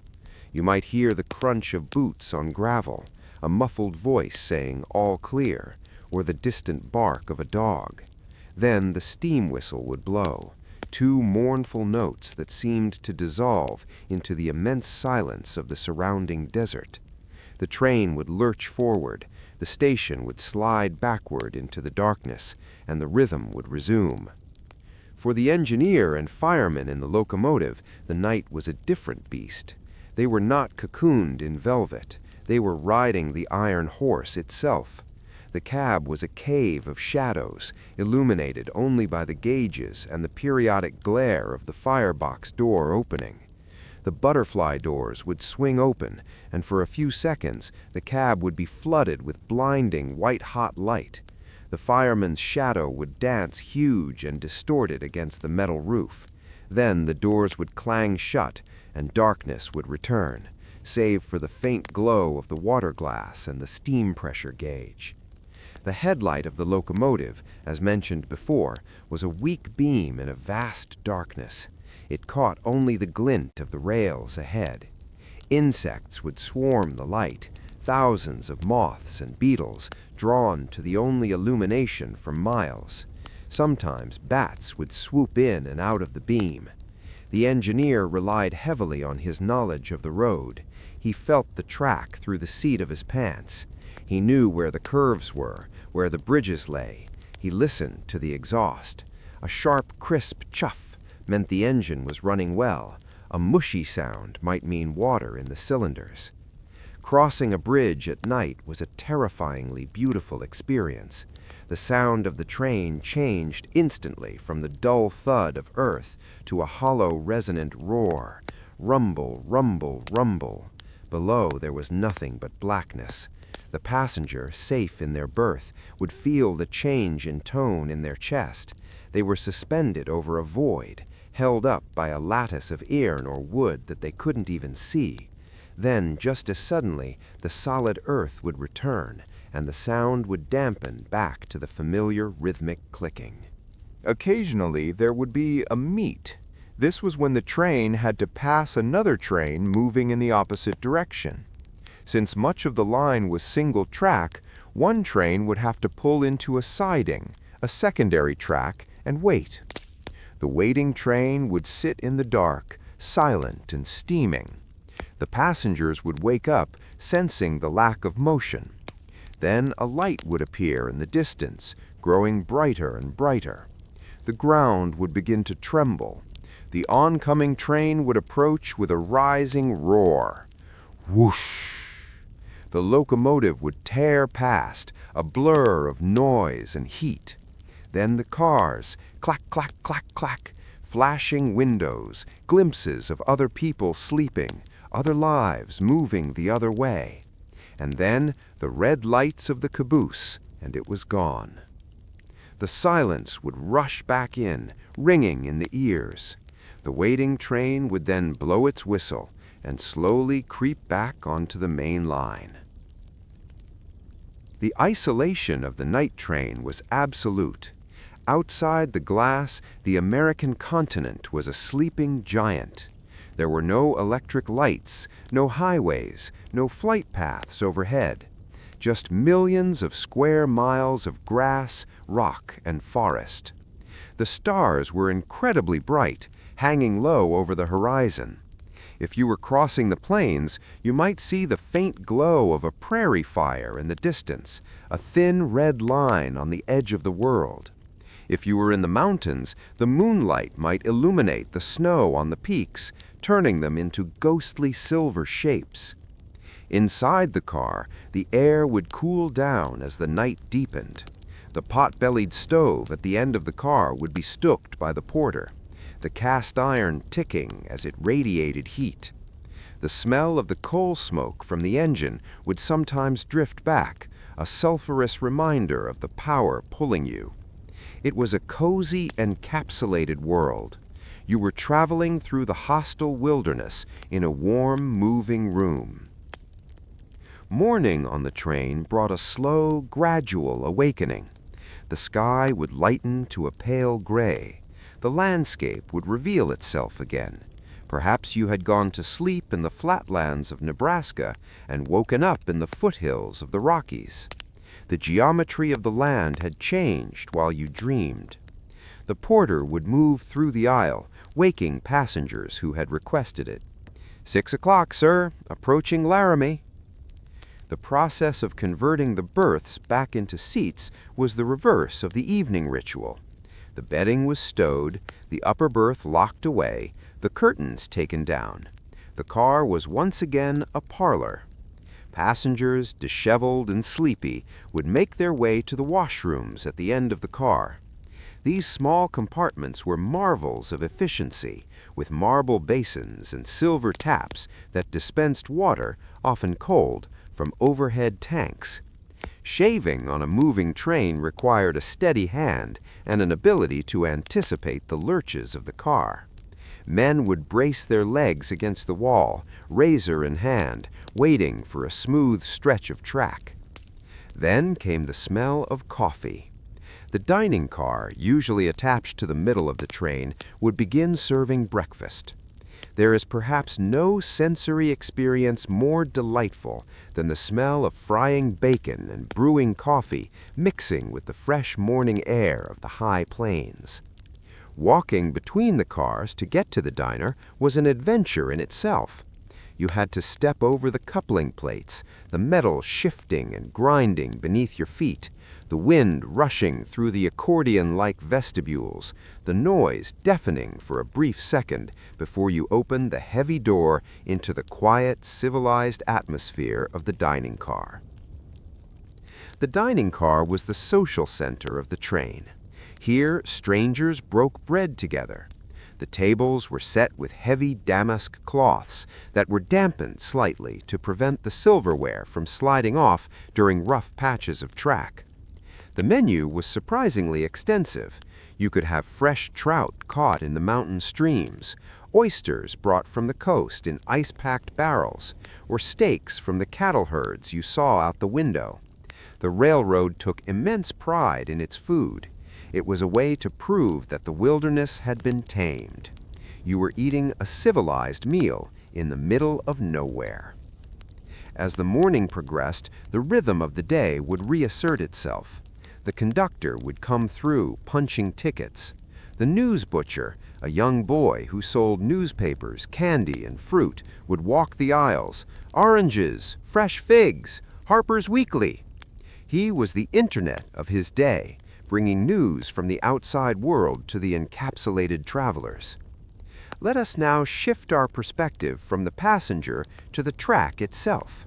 We have spoken of the train, but what of the rails? The maintenance of thousands of miles of iron in a hostile environment was a never-ending battle. When the train has passed, when the noise of the engine fades into the distance and the smoke dissolves into the blue sky, the silence returns to the tracks. But the railroad is never truly alone. It requires constant, obsessive care. This duty fell to the section gangs, the unsung custodians of the iron road. Every 10 to 15 miles along the thousands of miles of track, there was a section house. It was usually a small, rectangular wooden building, painted a dull railroad red or a utilitarian gray, standing alone in the vastness of the prairie or clinging to the side of a mountain. Here lived the section boss and his crew of laborers. Their world was bounded by the two metal rails and the horizon. The life of a section hand was a study in repetition and endurance. Their day began before sunrise. The section boss would wake the men, and after a breakfast of coffee and hardtack or biscuits, they would head out to the tool shed.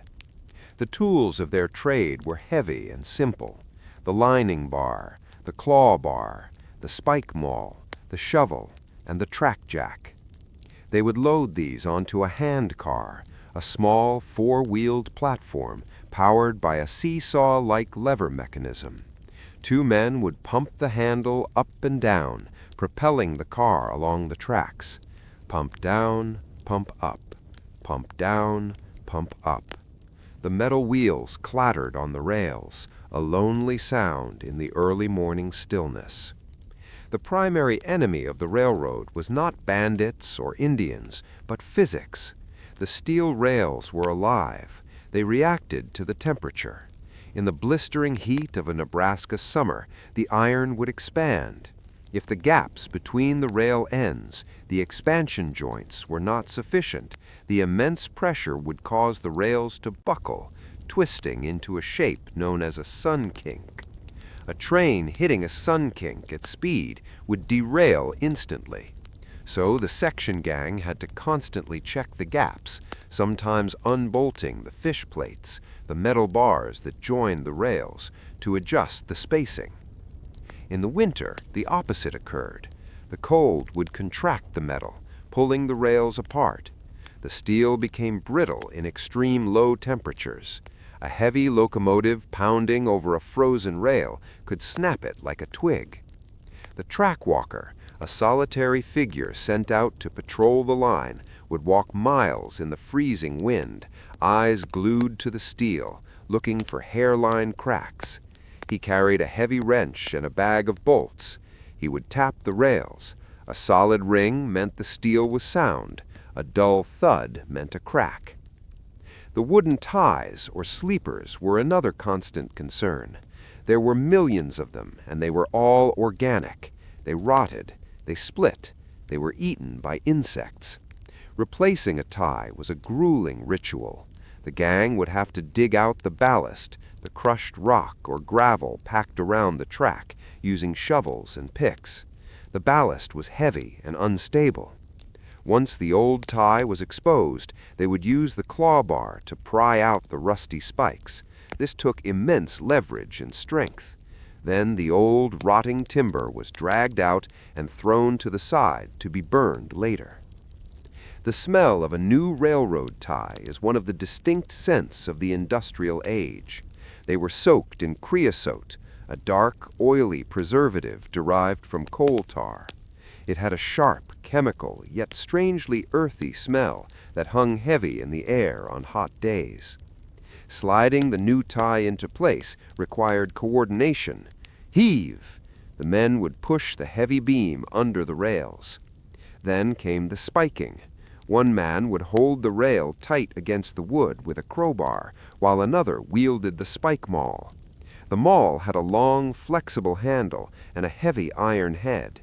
The spiker would swing it in a wide arc, bringing it down with precision on the head of the spike. Clang! The sound rang out across the valley. Clang! Deeper. Clang! Done. But the most artistic part of the job was lining the track. Over time, the heavy trains would nudge the tracks out of alignment, creating subtle wobbles or dips. The section boss would kneel on the track, placing his eye level with the rail surface. He would sight down the line like a marksman, looking for any deviation in the perfect geometry. "A little to the left! Hold it!" he would shout. The gang would jam their long lining bars under the ballast in the rail. At a signal, often a rhythmic chant or a song, they would heave in unison, shifting the entire track structure, rails, ties, and all, a fraction of an inch through the gravel. It was a dance of brute force and delicate adjustment. These men were often called Gandhi dancers, a term of obscure origin, possibly named for the Gandhi manufacturing company which made their tools, or the dance they performed while lining the track. Their chants were essential. They provided the rhythm that allowed 5 men to do the work of 50. In the South, these were often call and response work songs. In the Transcontinental line, with its mix of Irish, Chinese, and later Italian and Greek workers, the songs were a polyglot mix, but the rhythm remained the same. Heave, ho, heave, ho. Water was another enemy. Flash floods in the desert could wash away the ballast in minutes, leaving the tracks hanging in mid-air like a suspension bridge. The section gangs had to be vigilant during storms. They would patrol the culverts and bridges, clearing away debris, tumbleweeds, branches, even dead cattle that blocked the flow of water. If the water rose too high, they had to flag down the approaching trains, swinging a red lantern in the rain to warn the engineer of the washout ahead. Then there were the rock slides. In the Sierra Nevada and the canyons of Utah, gravity was always pulling at the mountains. A single boulder rolling onto the tracks could spell disaster. The gangs cleared smaller rocks by hand, but larger ones required dynamite. They would drill into the rock, set a small charge, and blast it into manageable pieces. The echo of the explosion would roll down the canyon, fading slowly. Then the silence would return, and the sound of shovels scraping against stone would resume. Weeds were surprisingly dangerous foe. Vegetation growing between the tracks held moisture, rotting the ties faster. In the autumn, dry weeds were a fire hazard. Sparks from the locomotive smokestack or the friction of brake shoes could ignite the dry grass. A fire could burn down trestles and snow sheds. So the gangs spent weeks weeding the line, hacking away at the sagebrush and thistles with scythes and shovels. It was hot, dusty, back-breaking work under the relentless sun. The connection between the section gang and the passing trains was complex. To the passengers looking out the window, the workers were a blur, figures leaning on shovels, wiping sweat from their brows, disappearing in a second. To the workers, the train was a noisy intruder that interrupted their work. When a train approached, the boss would shout, "Clear the track!" The men would scramble to move their tools and the handcar off the rails. They would stand to the side, leaning away from the wind and dust kicking up by the passing behemoth. They would watch the wheels closely as they passed, listening for the telltale thump-thump of a flat wheel, a wheel with a flat spot worn onto it, or the squeal of a dry bearing. If they saw something wrong, they would signal the conductor in the caboose. Sometimes the train would slow down, and the fireman would toss a bundle of newspapers or magazines to the section gang. It was a small act of kindness. These papers were weeks old, but to the isolated men they were fresh news. They would read them by the light of the kerosene lamp in the section house at night, deciphering the events of a world they were helping to connect but were not fully part of. The section house itself was a study in minimalism. Inside there were bunk beds, a cast iron stove for cooking and heating, a table, and a few chairs. The walls were often lined with old newspapers for insulation against the wind. The smell was of coffee, tobacco, fried bacon, and damp wool. There was no privacy. The men lived, ate, and slept together. They played cards, poker, or cribbage until the edges of the cards were soft and gray. They told tall tales. They mended their clothes. It was a monastic existence, dedicated to the service of the rail. The tools themselves were maintained with care. A dull pickaxe was useless in the hard-pan soil. The men would spend their evenings sharpening their blades with whetstones. Rasp, rasp, rasp. The rhythmic sound of the stone against steel was part of the evening ritual. The handles of the hammers were polished smooth by the oils from their hands. These tools were extensions of their bodies. Consider the geography of the ballast. The crushed rock that the tracks sat on was not just random stone. It had to be specific, hard enough not to crumble under the weight of the train, but angular enough to lock together and hold the ties in place. In some places, they used crushed granite. In others, slag from mining operations or local limestone. The color of the railroad changed with the geology. A pinkish hue in the granite mountains, a gray in the limestone valleys, a dark red in the volcanic regions. The section gang knew the geology of their 10 miles intimately. They knew which curve always settled in the spring rains. They knew which cut always filled with snow in the winter. They were the gardeners of a garden made of stone and iron. One of the most peaceful yet lonely tasks was the lamp tending. The switch stands, the levers used to change the tracks at sidings, had lamps on top of them. These lamps had lenses, green for the main line, red for the siding. Every evening, a man had to walk to the switches, trim the wicks, fill the oil reservoirs, and light the lamps. Walking the track at dusk, carrying a small torch, the silence was absolute. The rails would gleam faintly in the starlight. The man would climb the small ladder, open the lamp housing, and light the flame. It was a tiny beacon in the wilderness. He would do this for every switch in his section, creating a constellation of man-made stars along the valley floor. In the high deserts of Nevada, the silence was accentuated by the wind. It blew constantly, a dry, hollow sound. It shifted the sand, burying the tracks in miniature dunes. The gangs here fought a war against the sand. They built fences to trap the drift, but the sand always found a way. It got into the grease of the switches, making them hard to throw. It got into the food. It ground down the skin. The sand house was a facility where sand was dried and screened to be used by the locomotives. They dropped sand on the rails to gain traction on slippery grades. But for the section gang, sand was a nuisance. The wildlife became accustomed to the railroad. Crows and hawks would perch on the telegraph poles, watching the men work. Coyotes would trot along the ties at night, using the cleared path for easy travel.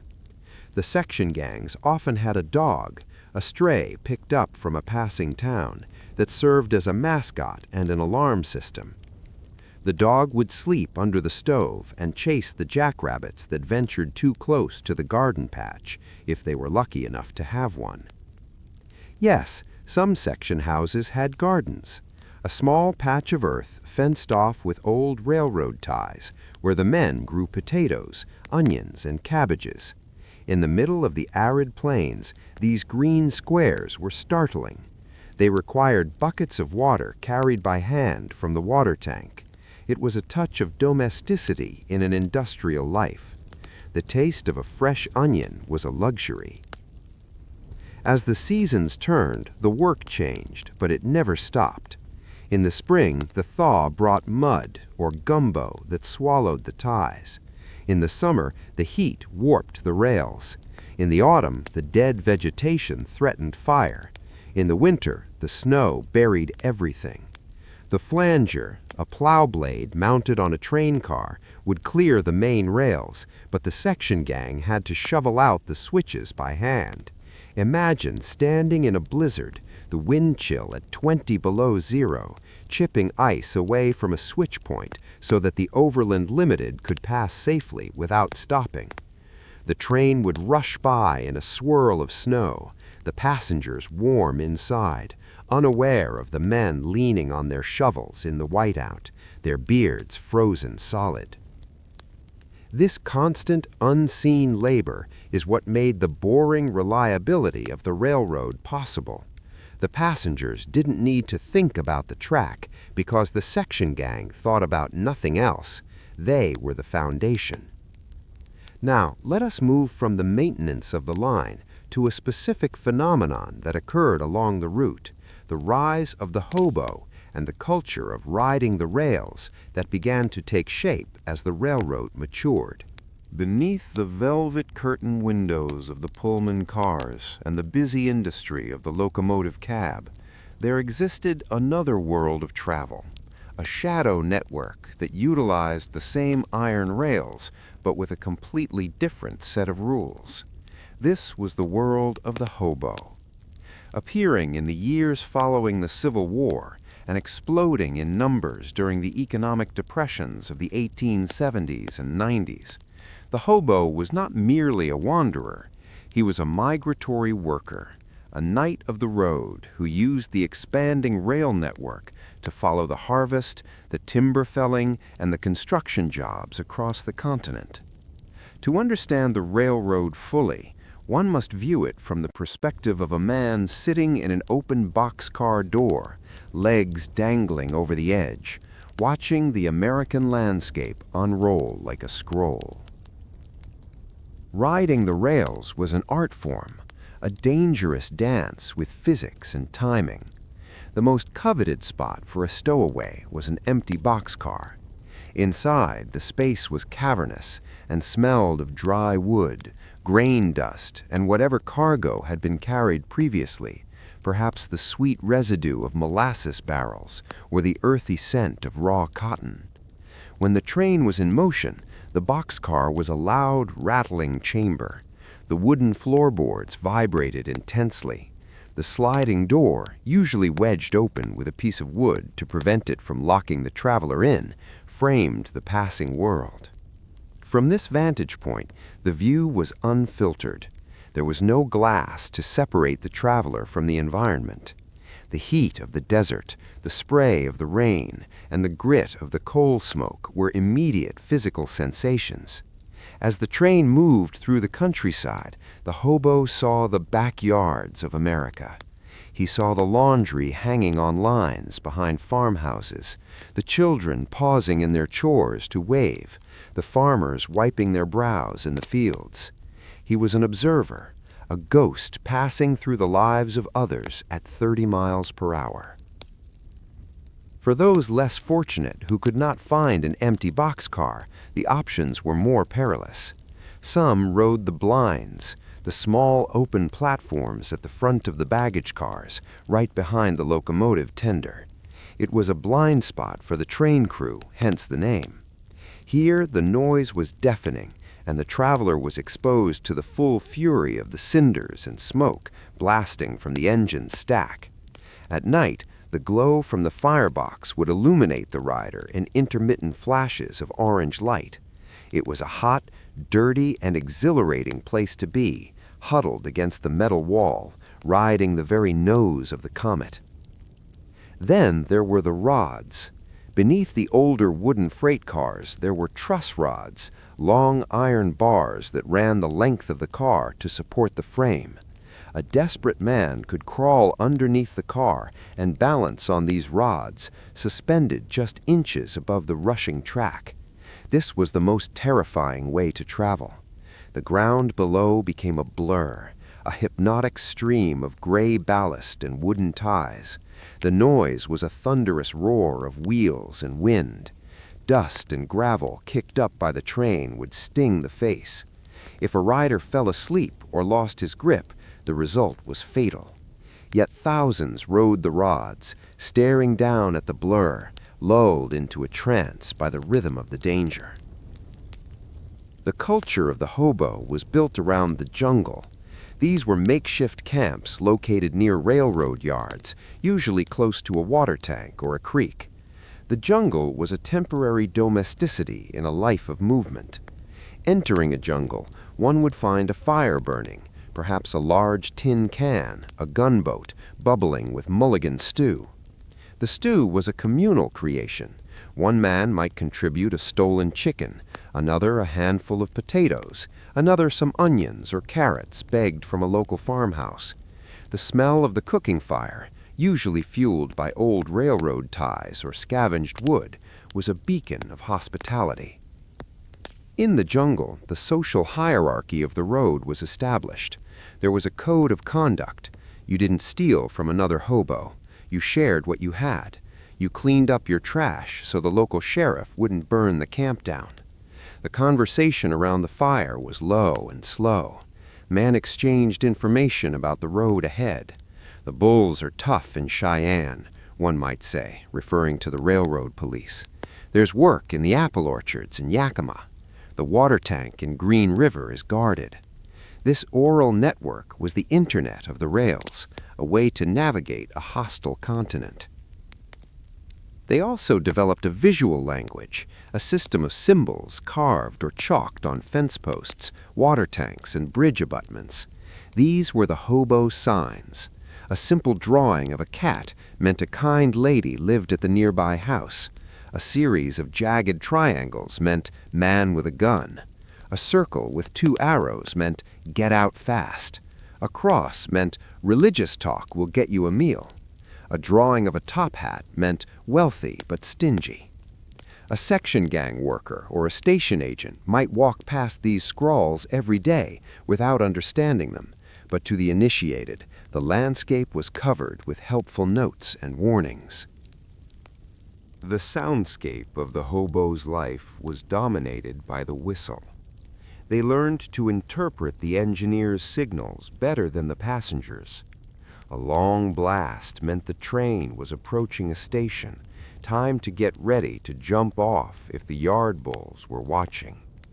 2 short blasts meant the train was starting, time to run alongside and catch a ladder.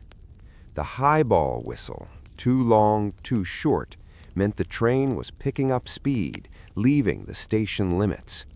For the man running alongside the track, gravel crunching under his boots, that sound was the signal to grab the iron rung and swing aboard, the momentum of the train pulling him up and away from the stationary world. Night in a boxcar had a specific, haunting beauty. If the door was open, the moonlight would flood the floor, moving in a rectangle as the train turned. The countryside passed by in silhouettes, black trees against a dark blue sky, the lonely lights of isolated cabins, the reflection of the moon in a passing river. The solitude was profound. A man could ride for hundreds of miles without speaking a word, his only companion the rhythmic clack-clack, clack-clack of the wheels. It was a time for thinking, for remembering the life left behind, for wondering about the destination. The vibration of the floor became a part of the body, a constant trembling that persisted even after stepping onto solid ground. The winters were the enemy.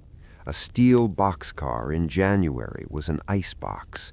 The wind would whistle through the cracks in the walls. Hobos would bundle themselves in layers of newspaper, hobo blankets, under their coats to trap heat. They would huddle together for warmth, a pile of humanity in the dark corner of the car.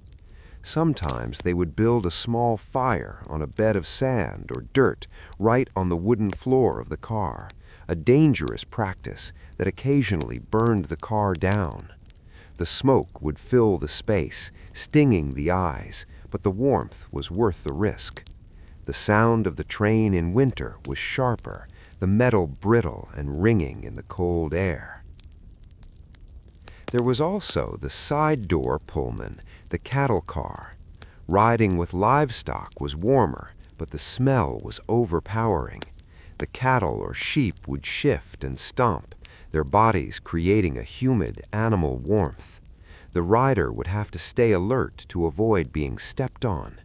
The sound of the animals, low moans, the clatter of hooves, mixed with the noise of the train.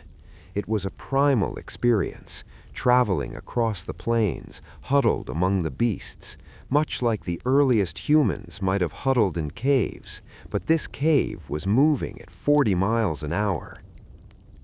The railroad police, known as bulls or shacks, were the antagonists in this story. Their job was to keep the trains clear of freeloaders. The interactions could be brutal. A bull might walk the top of the train, shining a lantern down between the cars, looking for riders on the bumpers. He might swing a brake club into a dark boxcar. The game of cat and mouse was constant. A hobo might be kicked off a train in the middle of nowhere, miles from water or shelter. He would then have to walk the ties, called counting the ties, until the next town. Walking on railroad ties is awkward. The spacing is just wrong for a normal stride, too short for a step, too long for two. It forces a stuttering, tiring gait. Yet, despite the hardship, there was a romance to the life that captured the American imagination. The railroad whistle became a symbol of freedom. To the boy working on a farm, seeing the smoke of a distant train and hearing that lonesome wail, the railroad represented the somewhere else. The hobo was the man who had gone there. He was free from the clock, free from the boss, beholden only to the schedule of the Union Pacific or the Santa Fe. As the 19th century turned into the 20th, the technology of the trains evolved, and so did the experience of the rider. The cars became larger, made of steel rather than wood. The trains became faster. The air brakes became more efficient, meaning the stops were smoother but harder to predict. The knuckle coupler replaced the dangerous link and pin, making the ride slightly less jerky. But the essence remained the same, the friction of steel on steel, the smell of creosote and coal, the endless horizon. Let us now imagine the transition of the landscape itself. The railroad did not just carry people across the land, it changed the land. We have spoken of the towns, but consider the agriculture. The railroad brought the plow to the high plains. It brought the windmill. The vast herds of buffalo, which had once stopped the trains for hours, were gone, replaced by cattle. The cowboy and the railroad man became the two archetypes of the West, often at odds but dependent on each other. The cattle drives from Texas, the famous long drives, were essentially marches to the railroad heads in Kansas, Abilene, Dodge City, Wichita. Once the cattle reached the rails, their journey changed from a dusty trek to a mechanical ride. Loading cattle onto a train was a scene of chaotic noise. The bawling of the steers, the shouts of the drovers, the clack-clack of the hooves on the wooden ramps. The stock cars were slatted to allow airflow. A cattle train moving across the plains was a unique sensory object. A smell that arrived 5 minutes before the train, a sound of lowing that drifted for miles. The railroad also brought the wheat. The bonanza farms of the Dakotas and California relied entirely on the rail to move their massive harvests to the mills in Minneapolis or the ports. The sight of a grain train is one of pure abundance. Car after car filled to the brim with golden grain, leaking slightly so that wheat grew in the ballast between the tracks. The railroad literally seeded its own path. In the harvest season, the sidings were jammed with grain cars. The elevators, those tall, vertical castles of the prairie, stood next to the tracks, their spouts ready to pour the harvest into the belly of the train. The sound of grain rushing into a boxcar is like the sound of heavy rain, a dry, hissing pour that signifies wealth and sustenance. As the Transcontinental line matured, it became less of an adventure and more of a clockwork mechanism. The standardization we touched upon earlier began to seep into every aspect of life. The stations began to look the same, built from standard blueprints sent from headquarters. The uniforms of the conductors became standardized. Even the time on the clocks was synchronized by telegraph. The wild, chaotic variation of the frontier was being smoothed out by the iron rail. The landscape, too, was becoming measured. The railroad had been granted massive tracts of land by the government, a checkerboard pattern of square miles on either side of the track. They sold this land to settlers to fund the construction. This imposed a grid on the organic curves of the earth. Fences appeared. Section lines were drawn. The view from the train window changed from open range to fenced fields. The endless horizon was being parceled out, square mile by square mile. But even with this civilization creeping in, there were moments of pure, untouched nature that the train passed through. The dawn over the Ruby Mountains in Nevada, the fog lifting off the Humboldt River, the sudden flight of a hawk from a telegraph pole. The train remained a viewing platform for the sublime. There is a specific type of silence that occurs after a heavy snow in the mountains viewed from a train. The snow absorbs the sound. The roar of the wheels is muffled. The whistle sounds softer, cushioned by the white blanket.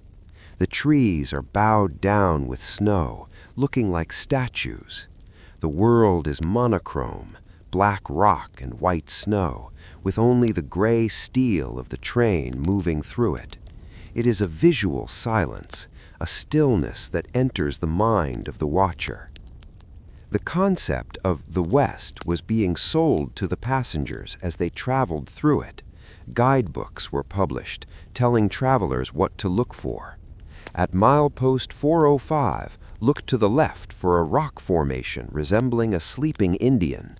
The experience was becoming curated, but the hobo, riding underneath the floorboards or shivering in a boxcar, experienced the uncurated reality, the cold, the dust, the hardness of the steel. Let us prepare to move our story towards the inevitable conclusion of the frontier era. The completion of the railroad was the beginning of the end for the wild, silence-filled world we started with. But before we conclude, we must look at the golden age of train travel that followed, the peak of luxury, dining, and the refinement of the experience that the early pioneers could only dream of. By the turn of the 20th century, the Transcontinental Railroad had shed its rough frontier skin and emerged as a creature of supreme elegance. The era of the golden age of rail travel had arrived.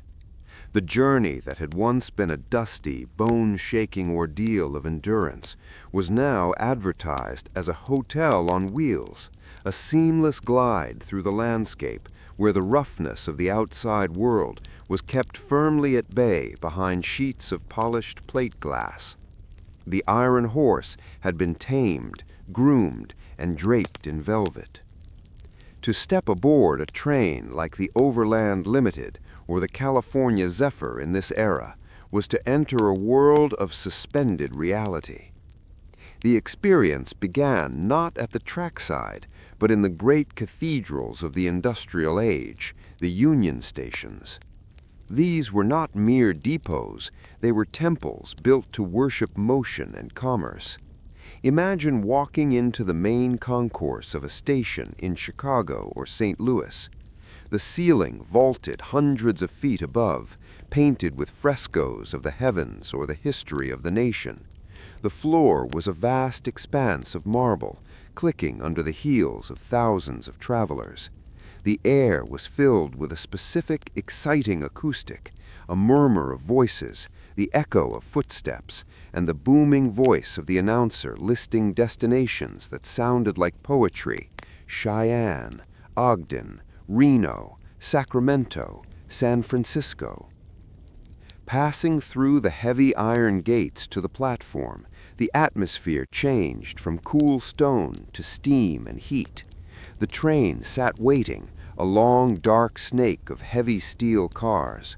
These were no longer the wooden coaches of the 1860s that creaked and groaned. These were heavyweight steel Pullman cars, built like battleships, painted in deep glossy greens, maroons, or the famous Pullman gray. They sat heavy on their springs, exuding a sense of permanence and safety. The boarding process was a ritual of deference. A porter in a white jacket would take your bags, guiding you up the steel steps into the vestibule. The interior smelled of floor wax, cigar smoke, and expensive upholstery. You moved down the carpeted corridor to your private compartment. In this golden age, the open berths were being supplemented by private rooms, drawing rooms or compartments, where a traveler could exist in complete isolation. The walls were inlaid with rare woods, mahogany from Honduras, walnut from Circassia. The fixtures were heavy brass or nickel. There was a small fan humming in the corner, stirring the air. As the train departed, the sensation was one of immense weight, moving with surprising grace. The engine, now a massive black behemoth with driving wheels as tall as a man, would accelerate with a slow, powerful rhythm. The heavy steel cars dampened the vibration. The click-clack was muted to a dull, distant throb. The train didn't just roll, it flowed. The centerpiece of this luxury was without a doubt the dining car. If the engine was the heart of the train, the dining car was its soul. Dinner on the Limited was a formal affair. Passengers would dress for the occasion, men in suits, women in evening gowns. Walking into the dining car was like entering a high-end restaurant in New York or Paris, except the view outside the window was of the moonlit Great Plains or the shadowy, jagged peaks of the Rockies. The tables were covered in double linens, a heavy silence cloth underneath, and a starched white tablecloth on top to prevent the china from rattling. The silverware was heavy, often monogrammed with the railroad's crest. The china was delicate, specifically designed for the line. There were fresh flowers in a vase on every table, trembling slightly with the motion of the train. The lighting was warm and golden, coming from lamps with parchment shades fixed to the walls. The menu was a testament to the logistical genius of the railroad. Despite being in a kitchen no larger than a closet, the chefs produced culinary miracles. You could order Blue Point oysters on the half shell, packed in ice that had been loaded at the last division point. You could have a filet mignon with mushroom sauce, the beef sourced from the very cattle country you were passing through. There was Rocky Mountain trout, sautéed in butter. There were fresh strawberries in heavy cream, even in the middle of the dessert. The coffee was poured from silver pots, hot and strong. The service was a choreography of balance. The waiters, often African-American men who made a career of the rails, moved with a fluid grace that defied the lurching of the train. They could carry a tray loaded with soup bowls and wine glasses down a swaying aisle without spilling a drop. They knew how to brace a hip against a table inconspicuously, how to pour coffee while anticipating a curve. It was a silent, professional dance. Eating a meal while the world rushed by at 60 miles an hour was a sensory delight. You would lift a fork of tender roast beef to your mouth, feeling the subtle vibration of the floor, while outside the window a herd of wild horses might be galloping away from the tracks, or a lonely sod house might flicker past with a single candle burning in the window. The contrast between the luxury inside, the taste of wine, the softness of the linen, and the wild, empty darkness outside was profound. It made the traveler feel protected, a king moving through a conquered land. After dinner, the male passengers would retire to the club car or the smoking car. Here, the atmosphere was masculine and heavy with the scent of Havana cigars and leather. The chairs were deep armchairs that you sank into. There was a bar at one end, the bottles clicking gently against each other. Men discussed politics, the stock market, and the engineering marvels of the age. They looked out the windows at the sparks flying from the engine, discussing the grade and the speed as if they were part of the crew. For the ladies, and for those seeking quiet, There was the observation car at the very rear of the train. This was the finest room on the rails. It often had a rounded end with large windows and sometimes an open-air platform on the back, surrounded by a brass railing. Sitting on the rear platform at night was an almost spiritual experience. You were at the very end of the moving world. You watched the tracks recede into the darkness, two rails converging into one under the starlight. The red marker lights on the rear of the car cast a glow on the ballast. The wind rushed past, but in the lee of the car it was relatively calm. You could watch the dust swirling in the vacuum left by the train. You could see the signal lights change from green to red as the train passed, protecting the block you had just occupied. It was a place for reflection, for watching the past disappear at a mile a minute. The Golden Age also brought a new level of service to the sleeping experience. The beds were softer, the linens finer. The porter would shine your shoes if you left them outside your door at night. You would wake up to find them polished and waiting. The washrooms were larger, stocked with fresh towels and high-quality soaps. Some premier trains even offered a barber shop on board or a lady's maid to assist with hair and dress. There were libraries stocked with current books and magazines. There were stenographers for businessmen who needed to dictate letters. It was a complete society, a floating city-state that existed only for the duration of the trip. The view from the window had also changed. The raw frontier towns had grown up. The hell-on-wheels tent cities were gone, replaced by brick-and-mortar towns with paved streets and electric street lamps.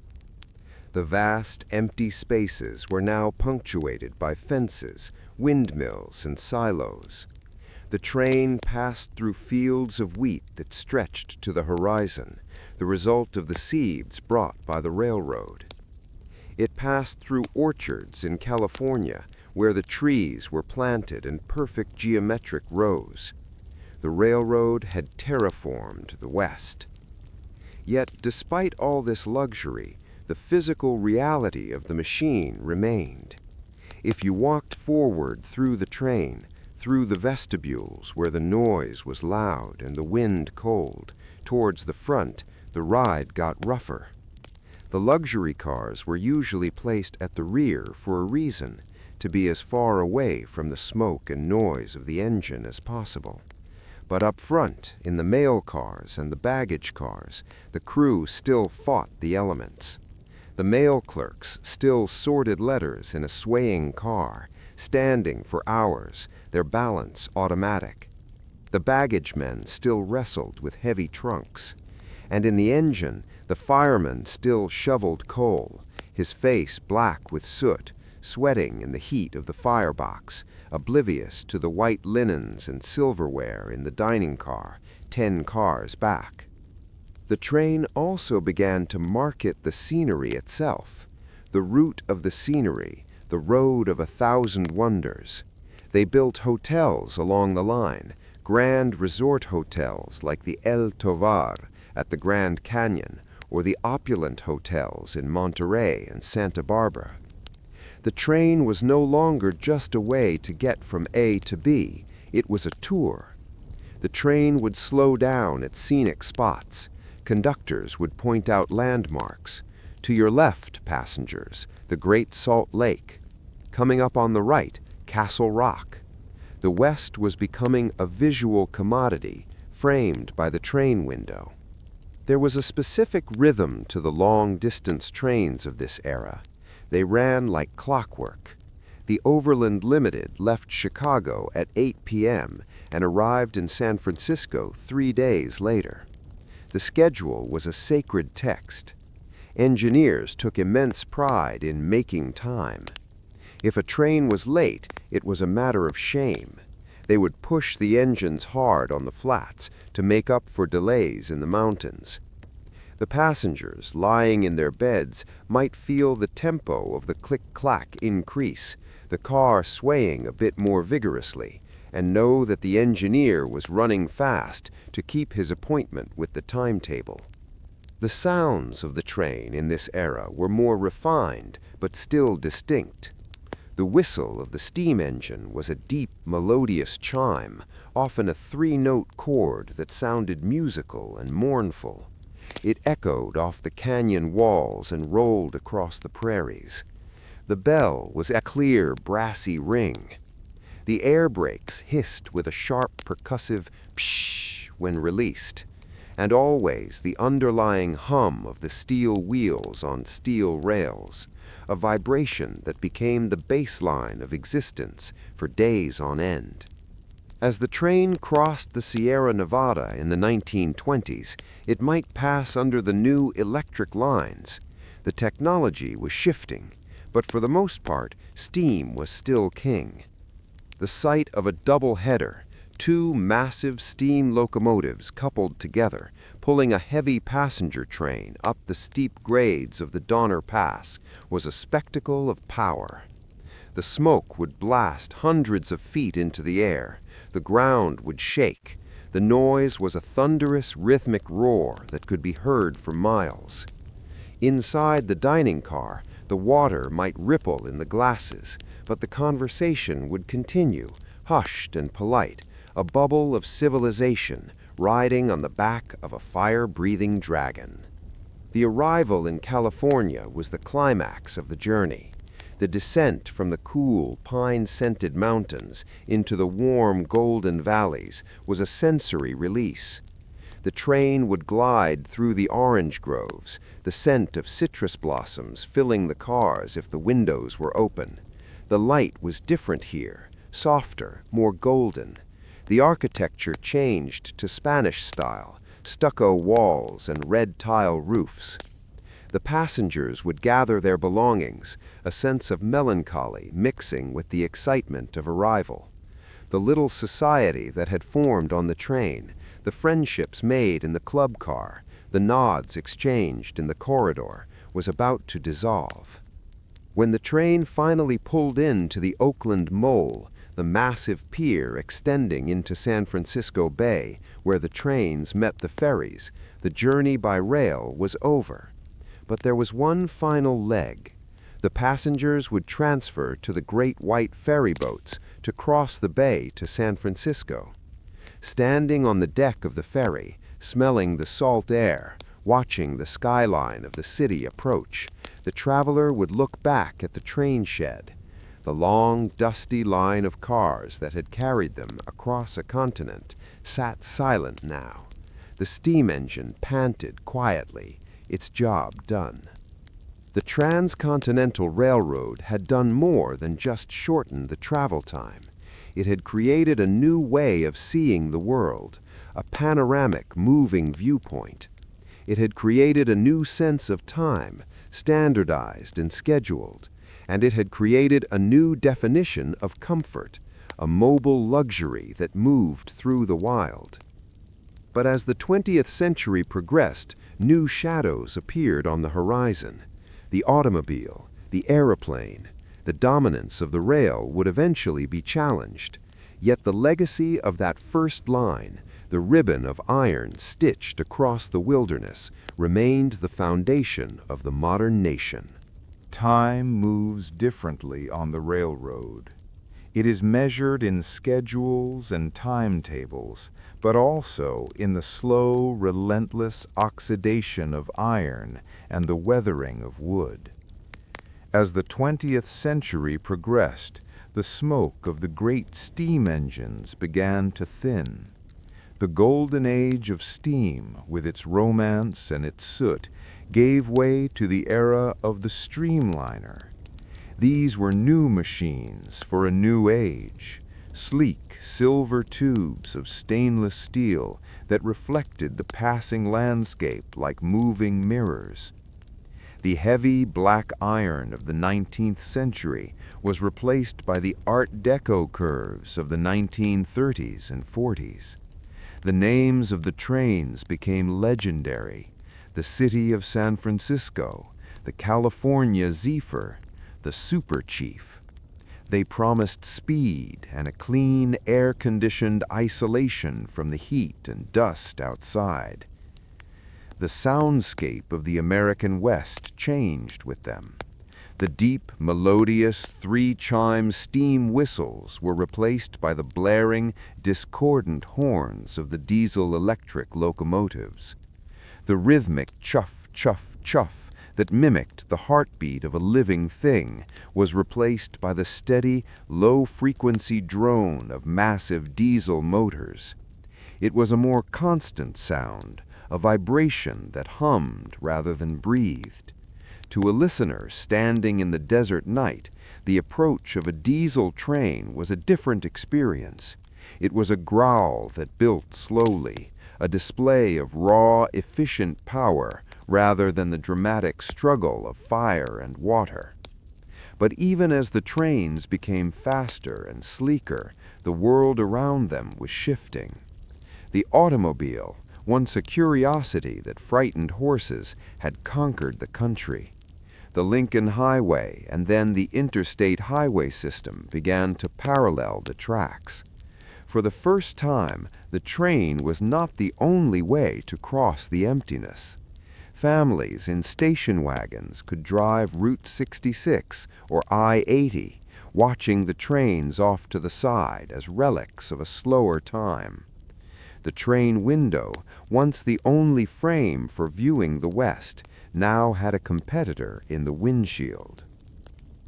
Yet the rails remained. They evolved. The wooden ties were treated with better preservatives, lasting decades. The iron rails were replaced by continuous welded rail, miles of steel fused together without joints. The famous click-clack rhythm, the heartbeat of travel for 100 years, began to disappear. The modern train glides on these smooth ribbons with a quiet whoosh, a seamless motion that feels almost like floating. The connection to the ground became more abstract. Today, if you travel the route of the original Transcontinental Railroad, perhaps aboard Amtrak's California Zephyr, you are traveling through a museum of landscapes. The train moves through the same geography, but the ghosts of the past are everywhere. You pass the rotting pilings of old wooden trestles standing in dry riverbeds, abandoned when the line was straightened. You see the foundations of stone water towers, now crumbling and overgrown with sagebrush, monuments to the thirst of the steam engines. You pass through towns that were once bustling division points, now reduced to a few quiet streets and a grain elevator. The hell-on-wheels towns have mostly vanished, reclaimed by the wind and the grass. But sometimes, in the slant of the late afternoon light, you can see the faint outline of a foundation or a rusted piece of metal sticking out of the dirt, a spike, a horseshoe, a tin can. The silence in these places is profound. It is the silence of history waiting to be noticed. The modern freight train is the true inheritor of the line. These are leviathans of commerce, sometimes 2 or 3 miles long, double-stacked with colorful shipping containers from China, Korea, and Japan. They move slowly and relentlessly, a moving wall of steel. They carry the goods of the modern world, electronics, clothes, car parts, along the same path that once carried buffalo hides and silver ore. The Union Pacific still owns the line, a direct corporate lineage back to the signature of Abraham Lincoln.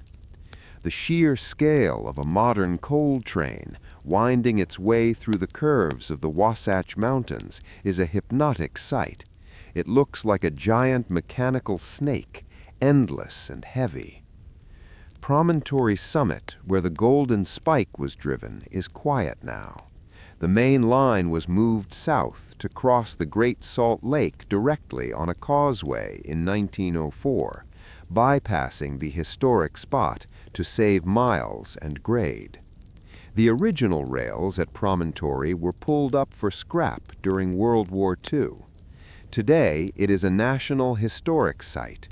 Replicas of the Jupiter and the number 119 steam engines operate there, blowing their whistles for tourists.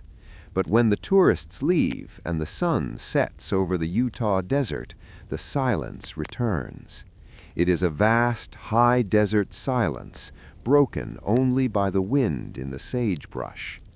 If you listen closely, you might imagine the echo of a sledgehammer, clink, clink, clink, drifting on the breeze, the ghost of a sound from 1869.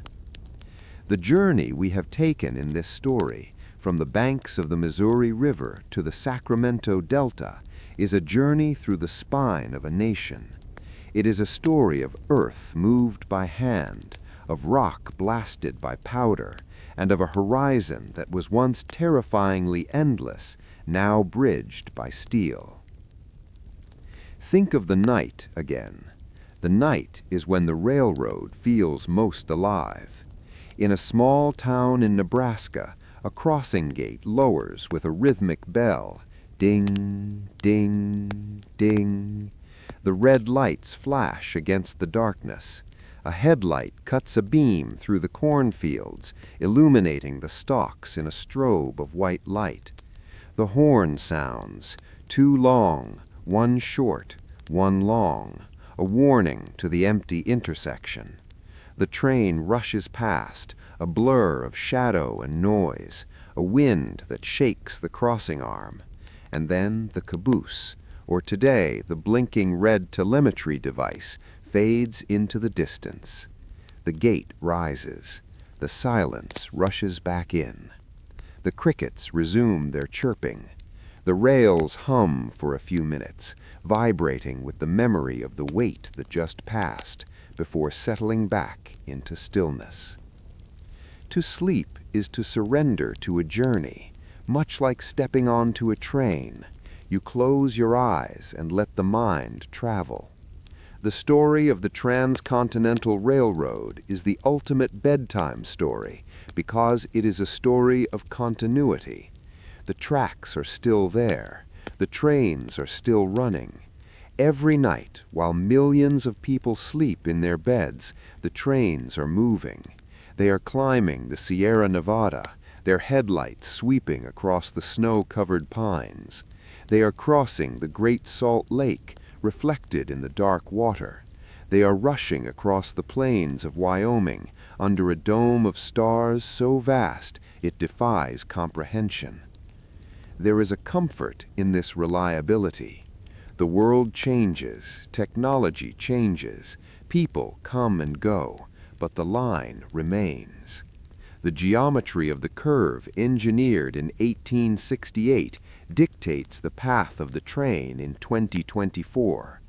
The labor of the Chinese workers chipping away at the granite of Cape Horn still holds up the tracks today. The sweat of the Irish workers in the Platte Valley is still in the soil beneath the ballast. As you drift toward sleep, visualize the map of the continent. See that thin line of iron stretching from east to west. It is a stitch holding the land together. Visualize the steam engine, the Jupiter, with its bright blue paint and brass bands, sitting motionless on the track, steam wisping gently from its valves. The engineer is resting. The fire is banked. The prairie wind is blowing softly through the grass. The journey is done. The oceans are joined. The horizon has been reached. The hammer has struck the spike. The sound has faded. The train is at rest. And now, so are you.